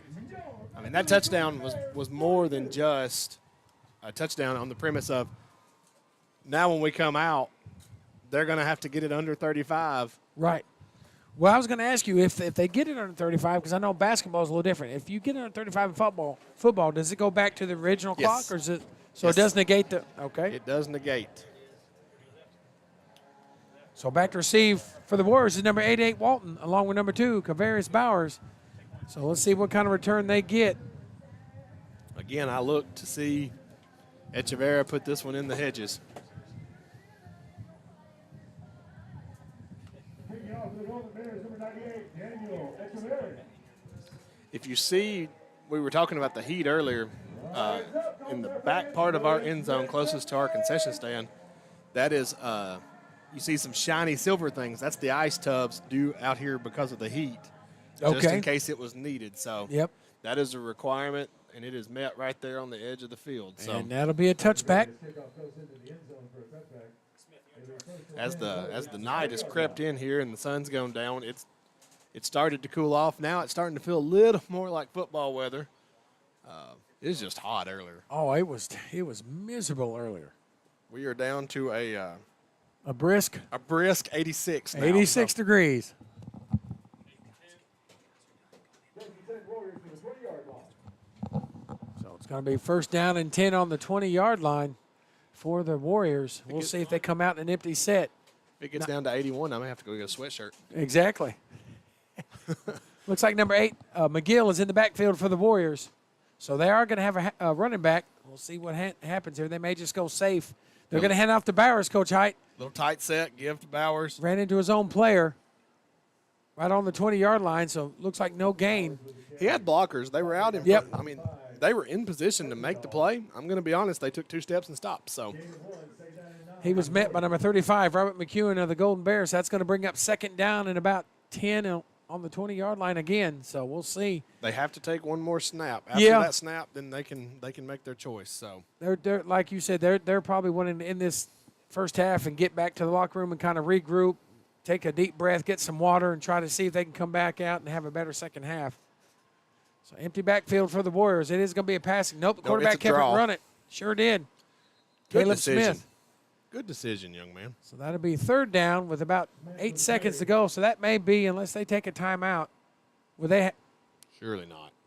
they've got one left. Yeah, surely not. But nope, that's going to end the first half of play with our score. The Mountain Juliet Golden Bears 42 and the Hunters Lane Warriors 0. So we'll be back after halftime, finishing up on a running clock at this point here in the third quarter. See you after a short intermission.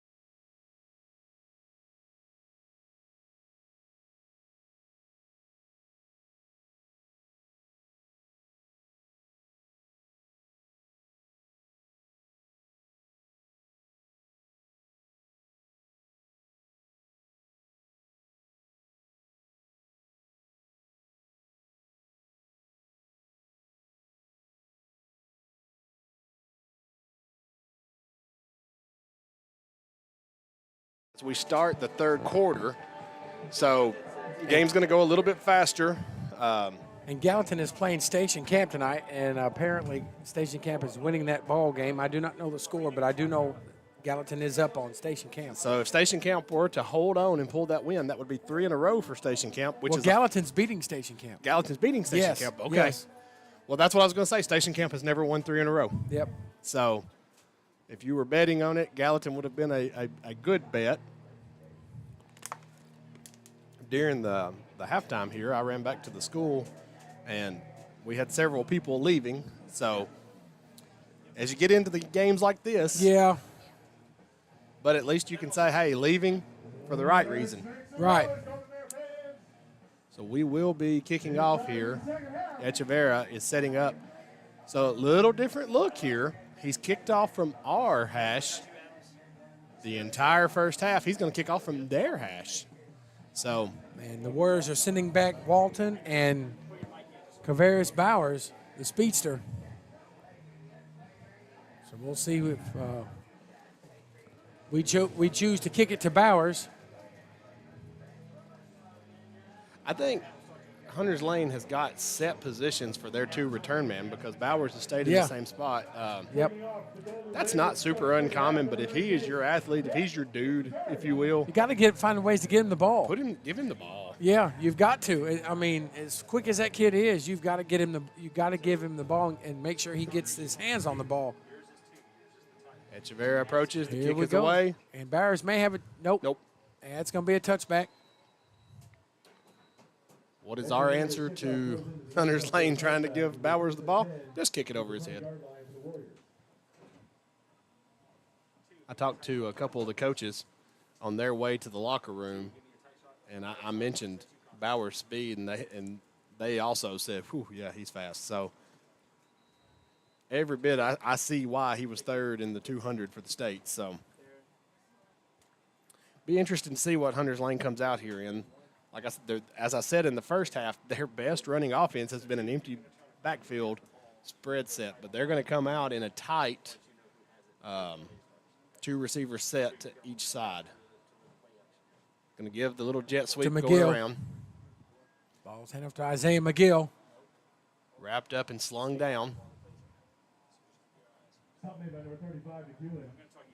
That was McEwen on the stop. Yep, so 35. Robert McEwen got him, so that brings up 2nd down and about 10. So they didn't gain, don't look like they gained anything, so it'll be 2nd down and 10 on the 20-yard line. You know, at a 42-0 game, not saying that they won't pass it. They still will pass it. But Yeah, I'm surprised they're not passing, coming out right off the gate and passing the ball. But you still want that clock to run. Yeah. So we are in running clock, but it's still just – McGill again gets the handoff. And, boy, he's met right away. belly to back suplex there. Yep. And you notice running in and out, subbing really quick is Coach Allen and his defense. Brought with the stop. 3rd down. See Coach Perry on the sideline up here, really coaching up Griffin Wiseman here. So Hunter's Lane comes out, empty backfield. There's that formation again, 3 to our side, wide receivers, and 2 to the far side. empty backfield. So he is passing. Pass is That picked is picked off. off. It is picked off. I believe that is number 72. 22. Excuse me, 22. Okay. That is Gavin Mosley. Gavin Mosley picked it off, and that will be a Golden Bear Chick-fil-A. First down. Not what you wanted to do if you were No. Hunter's Lane coming out of halftime. Nope. I'm watching to see what the chain gang does here. The angle they are at. So we can pick up a first down. Gavin Mosley's going over for the turnover belt, Coach Hiett. He's going to go over and put it on. Very excited he got that interception. So it will be 1st and 10 on the 12. So don't have to score it. Looks like playing quarterback is Tatum McCannon for the Golden Bears. McCann to throw. Pass is complete, but there's a penalty marker. So we'll wait and see what the penalty marker is. Flag on the play. False start on the offense. That's going to back us up 5 yards.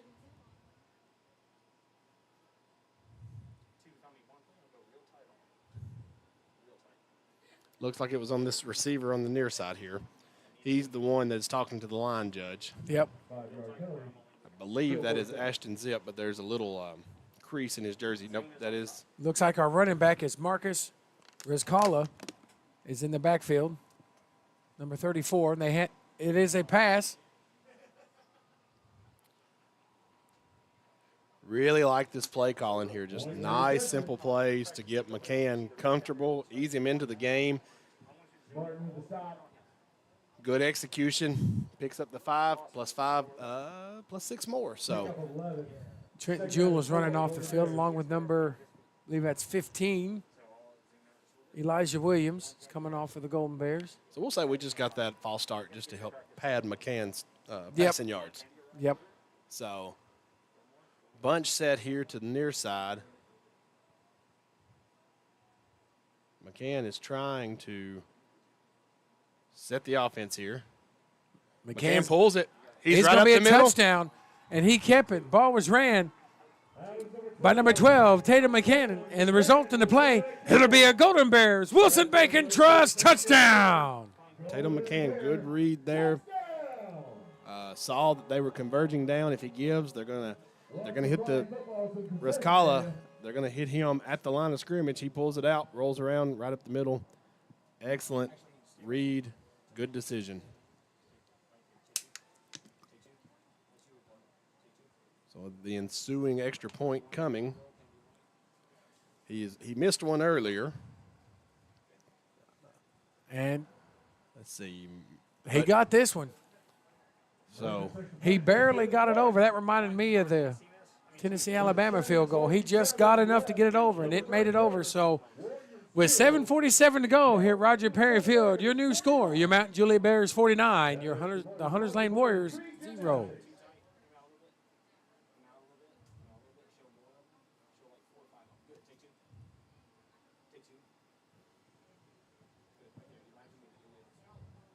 So Hunters Lane have really found themselves in a hole. And so Walton and Bowers deep back again for the Warriors. Which he will get somebody's going to get a chance to return this.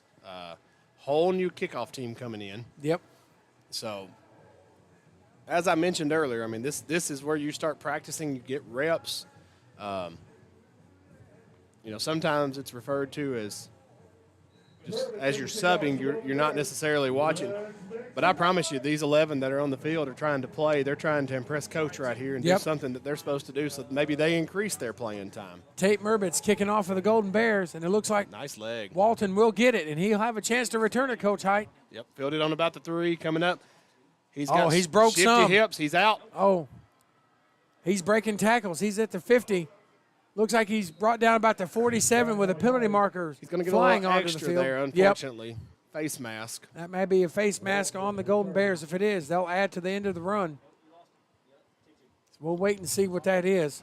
In high school, there's no incidental face mask like there is in college. So you touch the face mask, they're going to call it. Yep. It is personal foul, face mask. Coach Hiett was right. So they'll add that 15-yard penalty to the end of the run. So that'll bring up a Warriors first down. I believe it's going to be their best starting field position of the night, Coach Hiett. It will be their best starting field position. Good run. You don't want to take anything away from it. No, that was an outstanding run. I mean, that's the best run they've had all night. In a 49-0 game, sometimes it's easy to overlook when there's a highlight, but that was absolutely a highlight. He had a good run. He still had to make it happen. He just was aided by an extra 15. So. And so let's see if Hunters Lane can capitalize on their good field position. They're going to line up, Coach Hiett. Again, empty backfield. Empty backfield. It's still their starters. Yep. So this is our 2s versus their 1s. Again, this has been their best running. Here comes a reverse play again. Yep, to Bowers. And, boy, he's showing that speed and that cutability. He was wrapped up this time, though. Yep, he did. He's close to a first down, depending on the far side line judge has got him short. Looks like he was brought down by number 8, Charles Buckner. Got him down for the Golden Bears, so that's going to bring up a second down for Hunters Lane in about 2. he just runs like a sprinter. He's kind Boy, he does. He's not really in a football no stance, if you will. No, he's standing straight up, they hand the ball, and he's gone. McGill lines up in the backfield for Hunters Lane on the 2nd down and 2 from the 23-yard line with 5:42 to go. Got an H-back. I'd look for him to go right up the middle here, giving it to number 8. Hands it off to McGill. I believe he was tripped up by number 22. That is Gavin Mosley for the Golden Bears. That's going to bring up 3rd and maybe 1. Are they going to give him the first down, Coach? They are going to give him the first down, so that will be a Warriors first down. I thought he had it, but I was really confused why there was a discussion on the chain gang side.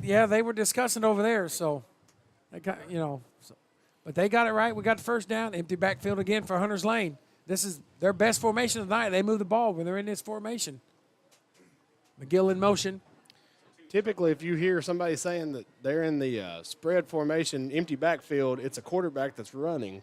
It's not been the quarterback running. It's been one of the inside slots, which just happens to be the running back. So, ball was handed off to McGill. He was chased out of bounds by a host of Golden Bears right over to on this cheer section of Hunters Lane. A couple of cheerleaders had to get out of the way. I would too if they come running towards me. I'm not standing there. So here we go. 2nd down and about, would you say, Coach Hiett, 8? Probably maybe 7. Maybe a long 7. But, yeah, I think. McGill like I said, it's just crazy when you see that set, and here's another one of those just wild sets. Yeah, it is. McGill's the running back. Not everybody is eligible. Nope. Quick Pass throw. to McGill. He broke a couple of tackles. He did. He was met good contact there. Just wasn't wrapped up. Nope, and that will bring up a Hunters Lane first down, 1st and goal. Their first time tonight. They're in the red zone.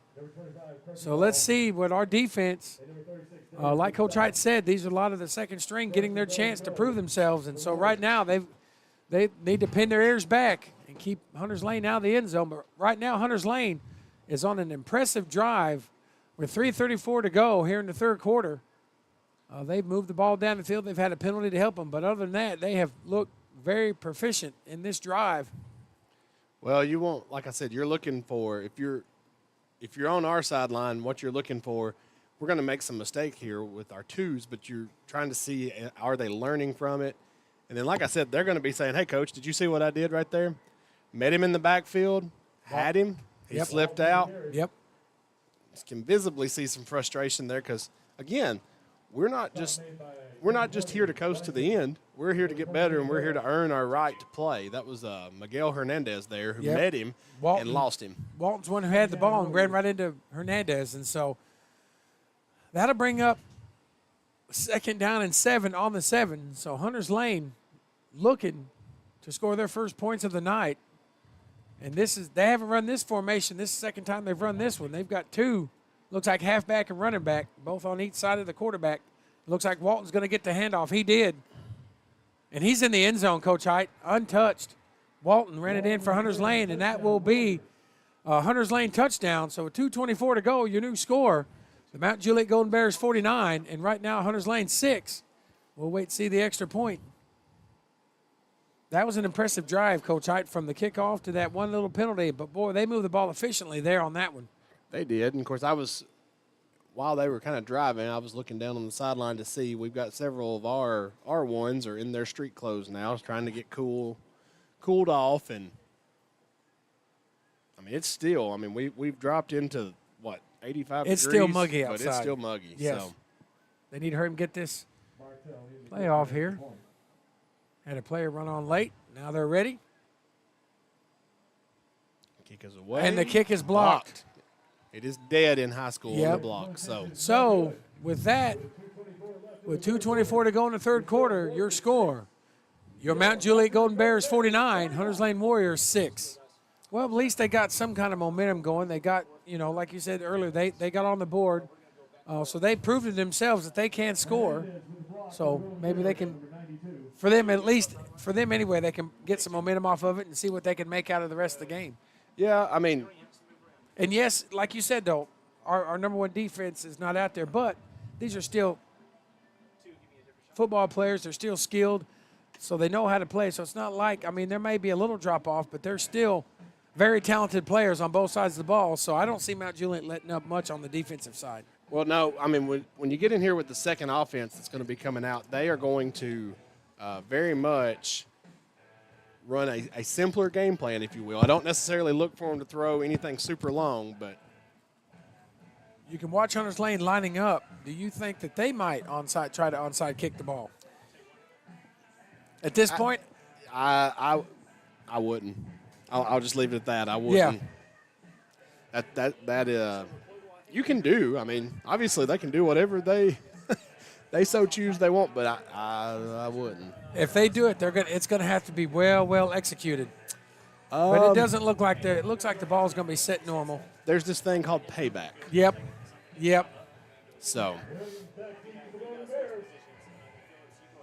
I think they're going to work on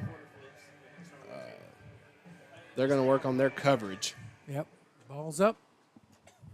Oh my goodness, it was muffled. Picked up. I believe that's number 15. It is number 15, Elijah Williams. He bobbled it and picked it up and ran it, so it was returned back to the, I'd say, 28-yard line for the Golden Bears, and that will be a Chick-fil-A Golden Bears first down. It happens a little bit when you got your twos there. Yep. Two people in the same spot, both wanting the ball. I think Williams came up not seeing, as we start getting into this, Rescala there kind of reached over in front of him, and I think Rescala was saying, hey, that's my ball. So he pulled back, and then too late, he had touched it. So Rescala is lining up as the running back there with Tatum McCannon. It's past to Rescala.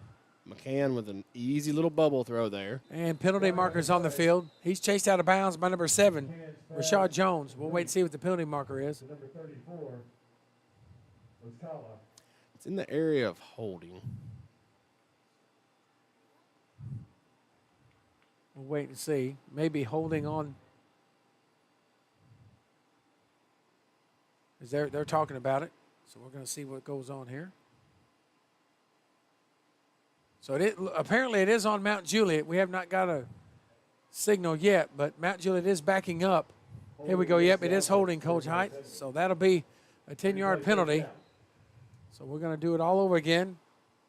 Don't want to start that way. No, Rescala is the running back for Mount Juliet. And he gets the ball, runs it right up the middle, met by number 1. Good bounce. Caden Smith. Ball's on the ground, but he was dead, so they ruled it down. Rescala. So that'll bring up a long second down for Mount Juliet. I'd say second down and about maybe 17 on the 22-yard line. And see, now that our twos are in, you kind of see what we were talking about earlier with Hunters Lane. They're bouncing up now. Yeah, they are. Yeah. And it looks like they got more spring in their step. No. You know? Yeah. No, I was thinking the exact same thing. You hate to see that. Yeah. But that's what they're doing. I mean, they know that our second's in, so looks like we're having a play clock issue, Coach Hiett, is what looks like it. Well, the play clock is off. Okay. Well, something's going. That's the end of the third quarter. So. Oh, well, in the third quarter then at Roger Perry Field, your score, your Mount Juliet Golden Bears 49, Hunters Lane Warriors 6. That running clock is so Yeah, it caught me off nice. guard. I mean, it caught me off guard. I have to admit it. Yep, I should have known. But it caught me off guard. It got me. That was why Coach Hackett was up here running the play clock earlier. That's why he was so excited to go, because it turned off. So while we have hit change of quarter here, let me go ahead and do another sponsor. Thank you to Jersey Mike's in Mount Juliet for feeding the BNN video team tonight.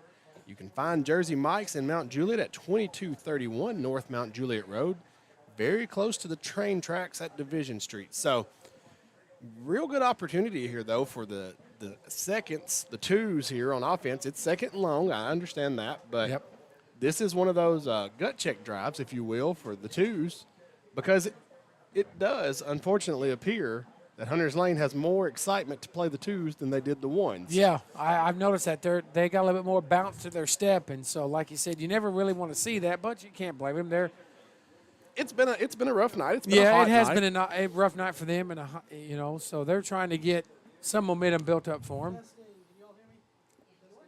We were talking to at the break, the county AD is here, Chuck Whitlock, and we were talking about the Hiett today.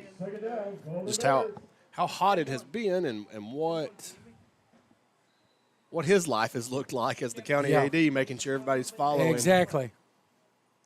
Going to have just a pass is incomplete. And like I said, you see a very simplified offense, lots of short throws. Marcus Rezcella was the intended target right out of his hands. Short throw there. Could have been a big gain. Could have been. So that'll bring up a Golden Bears 3rd down and 16 on the 22-yard line. So we'll see what Coach Perry calls on this one here. Like you said, he's got second string. These kids are out here trying to impress the coaches. So I'm sure there's a little bit of butterflies because they probably didn't think that they would get to play in this game as quick as they've gotten into it.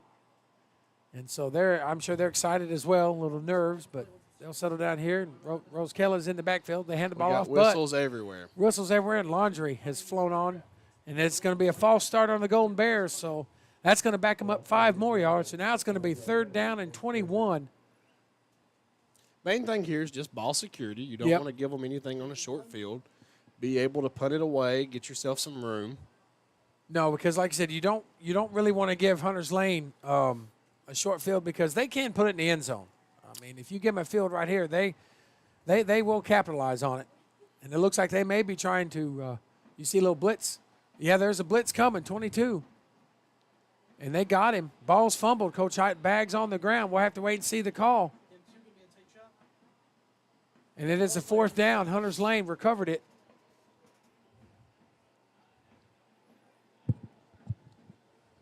Or is it a turnover on downs? We'll have to wait and see.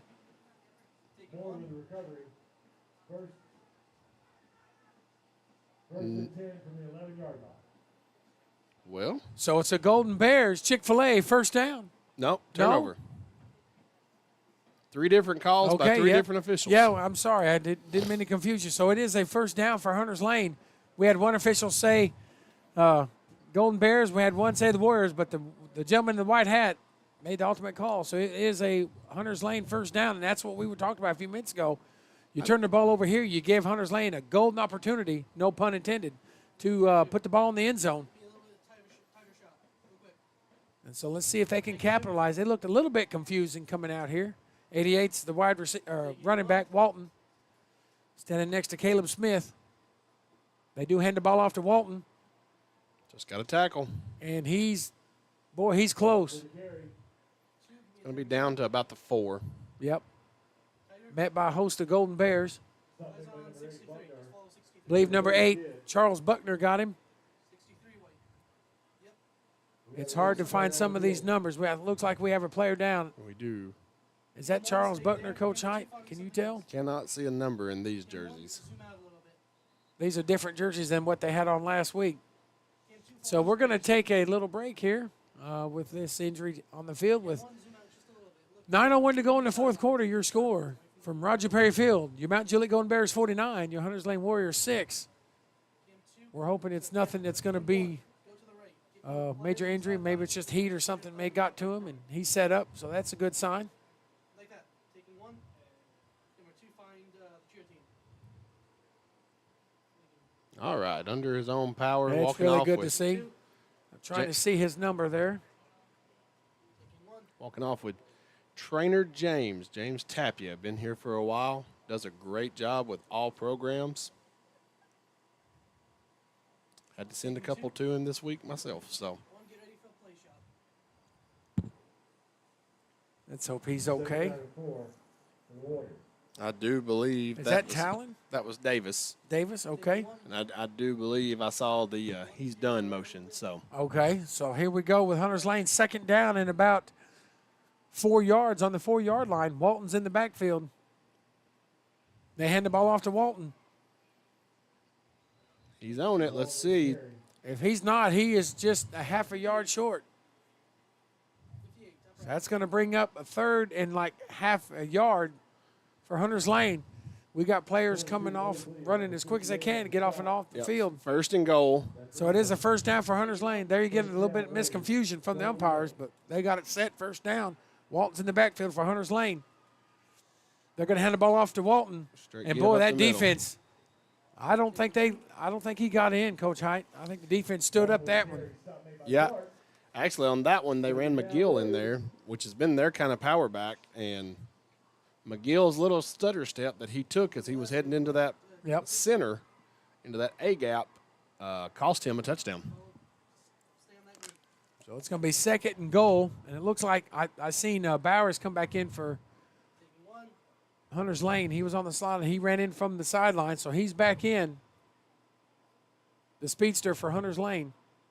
It looks like it is McGill in the backfield. And they're going to hand the ball off to McGill, and he's going to walk in, and he did. Oh, no, there's a penalty markers on the field.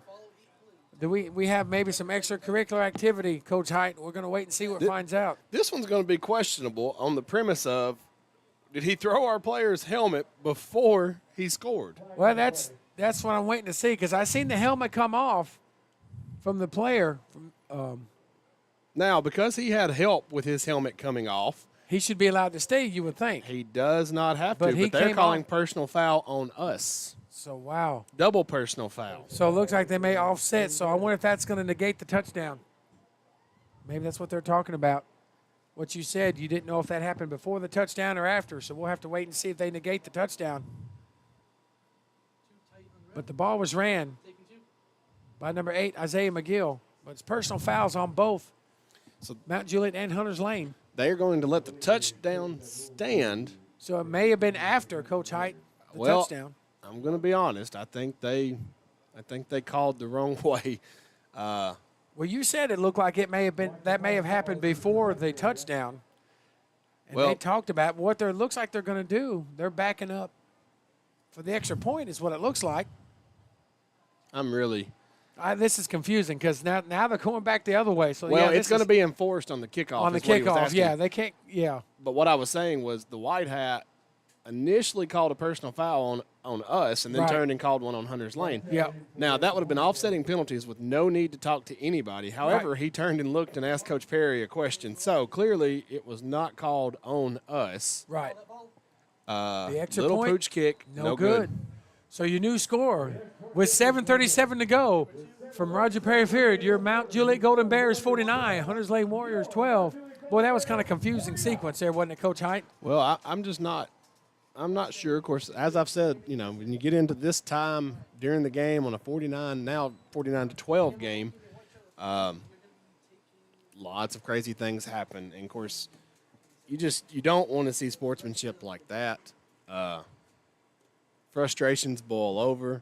It's been a long night. Right. Just finished the game out. No injuries. Nobody. We want both teams to get out of here healthy. Exactly. No extracurricular activity. Coach Hiett, you have some fans waving by to you right here, right below us, waving by to you.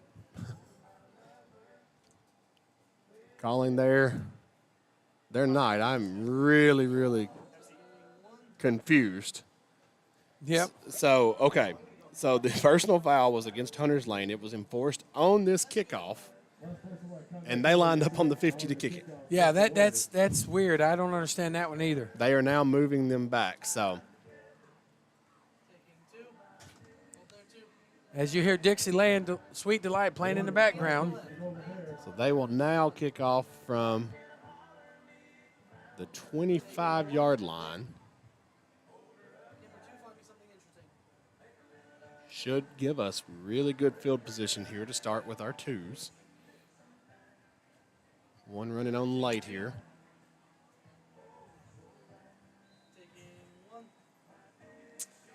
Again, 49-12, 7:37 remaining here in the fourth. Yeah, that's odd that they backed him up so far. Well, I mean, it's a 15-yard penalty, but I just got confused as the fact of. Oh, my goodness. Number 7 returned it for us. Willie Holt. Willie Holt. That almost could have been a horse collar. It's a hard call to get in high school. Yeah, well, he grabbed him, number 30, Marcus Edwards for Hunters Lane Warriors. So that's going to bring up a Chick-fil-A Golden Bears first down, and it looks like it's going to be right on about the maybe 43-yard line with 7:06 to go, and the clock is running. Coach Hiett is very popular here at Mount Juliet. He had several fans tell him have a good night, and So that tells you the royalty I'm sitting with here tonight. I don't know about all that now.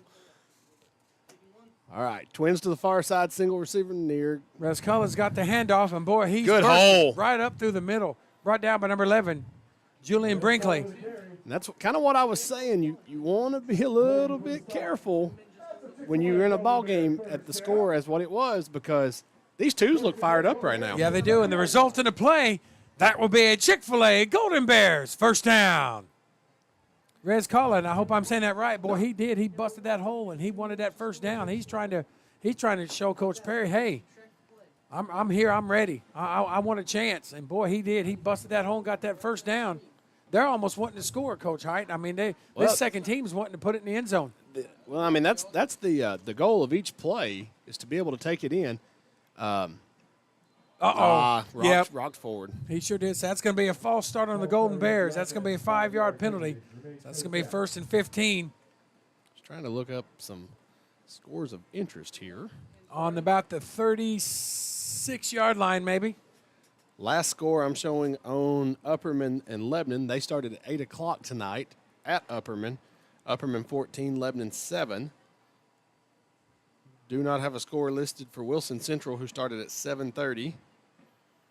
And do not have a score listed for Watertown, Gornsville. So there's another flag. So an encroachment on the defense. So now they've exchanged penalties. One on Mount Juliet, now one on Hunters Lane. So that's going to move Mount Juliet 5 yards back to the original line of scrimmage. So it's going to be 1st down and 10 on the 30-yard line.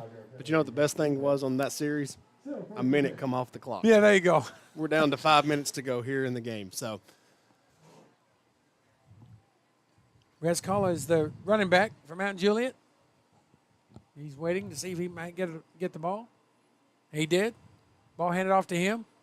good drive, young man. Good drive. Met by number 78, Braylon White for the Warriors. He got about 3 or 4 yards on that carry. 71's helmet come off. Number Isaiah Paris, or he's got to come off for Hunters Lane. And 4 minutes and 29 seconds to go here in the fourth brings us that much closer to next week's opponent, Gallatin. And that's at Gallatin. It's a really weird year for that because we were at Gallatin last year, but division realignments cost us our home game, so we have to travel there. Yep. We were also at Central last year, and we will travel there. So McCann pulls it out. Well, he kept it. He's got a lane. He's at least got a first.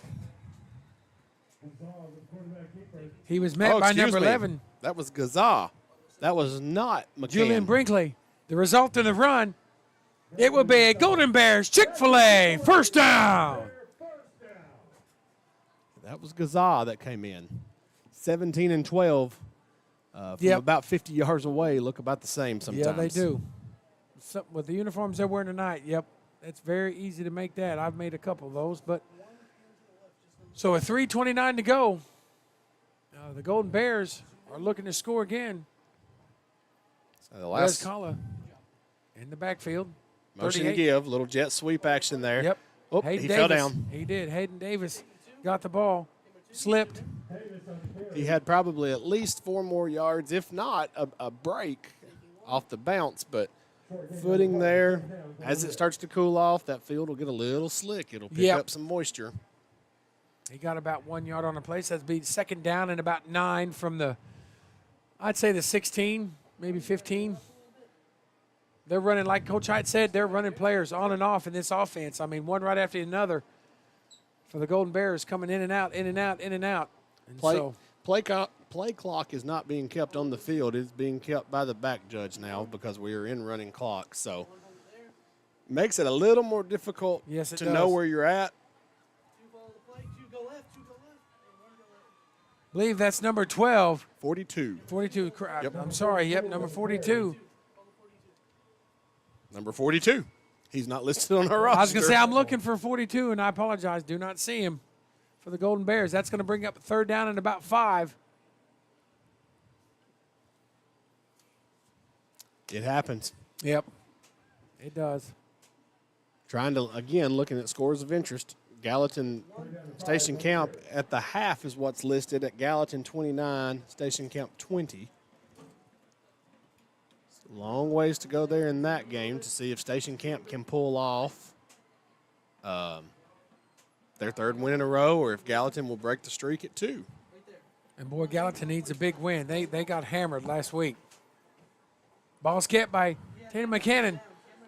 McCann Is in. And the result of the run, it will be a Golden Bears Wilson Bank and Trust touchdown.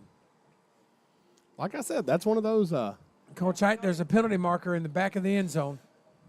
So we need to wait and see what that is. That came in late. A little talking. Yep.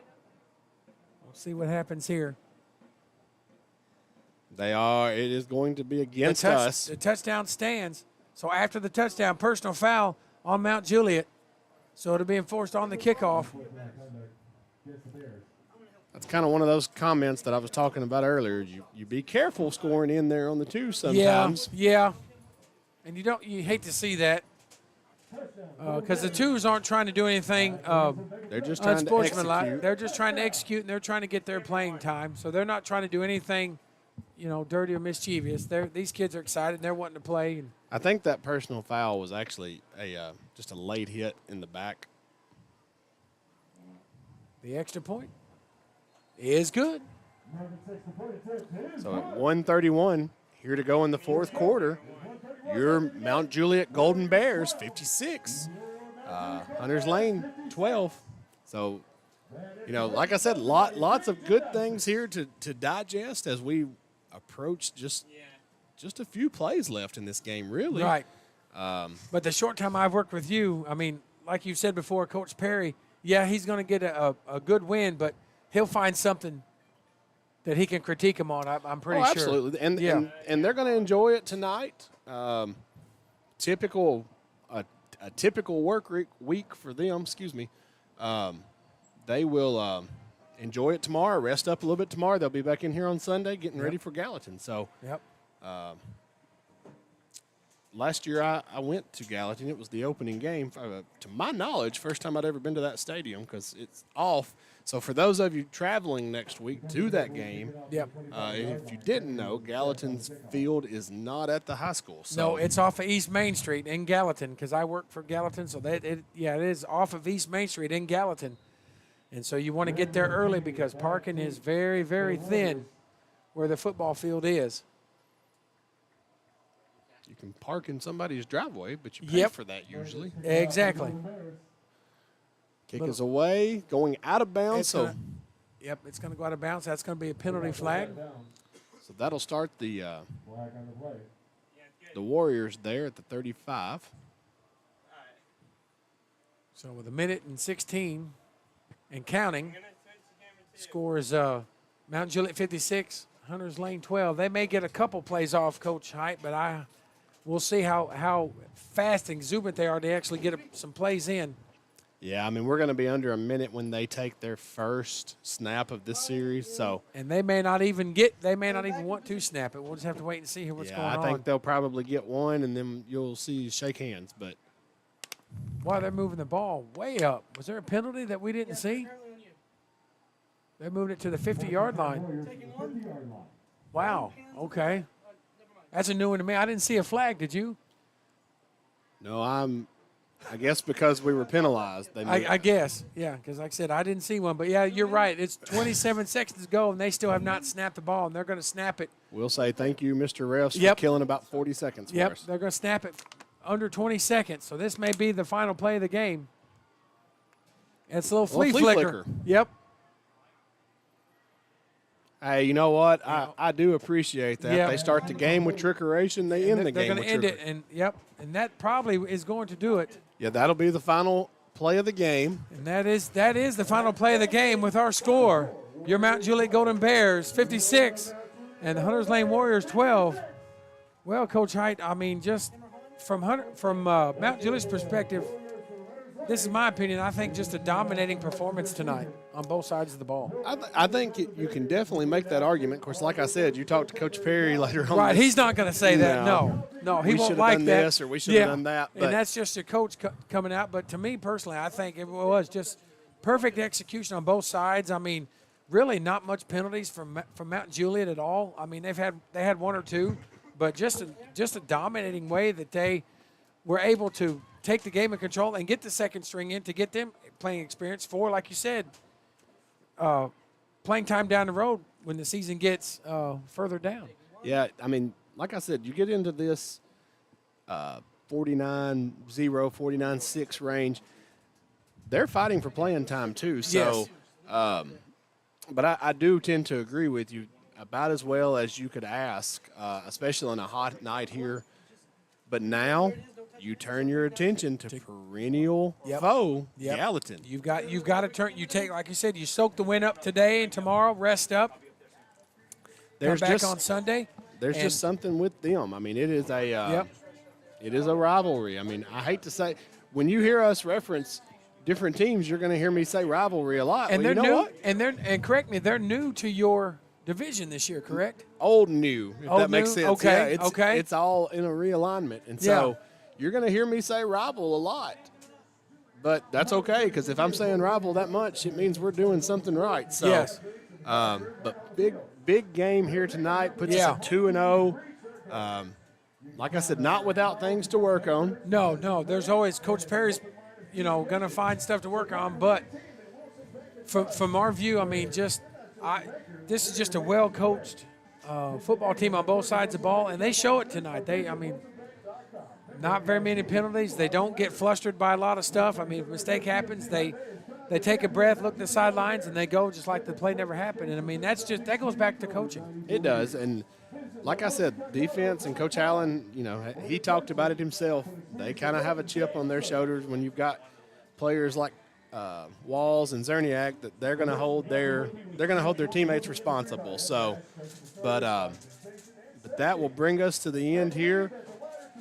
And so as we wrap up tonight from Roger Perry Field here on the campus of Mount Juliet High School, your final score, the Mount Juliet Bears 56, the Hunters Lane Warriors 12. For Corey, Terrell, and Coach Hiett, we appreciate you joining in. We will be back on broadcast September 15th when I believe Cookeville comes here to Mount Juliet. And so that'll be an outstanding game as we look forward to that one. But they've got Gallatin first. So, I mean, not looking ahead to that. No, don't Cookeville, look ahead to Cookeville. But Cookeville under new coaching staff, knew lots of things. They've had lots of turnover in their football program in the last couple of years. So, and coming down the pipe, former Cookeville OC and Lebanon head coach Chuck Gentry. So that will be a home game as well. So That'll be a good one. Look forward to seeing you back. If you, obviously, as we said, we won't be on air next week. Go to the game. Go support them. Go support them. Once again, from Roger Perry Field, your final score, your Mount Juliet Golden Bears 56, the Hunters Lane Warriors 12. Good night from Roger Perry Field here on the campus of Mount Juliet High School. Go Bears.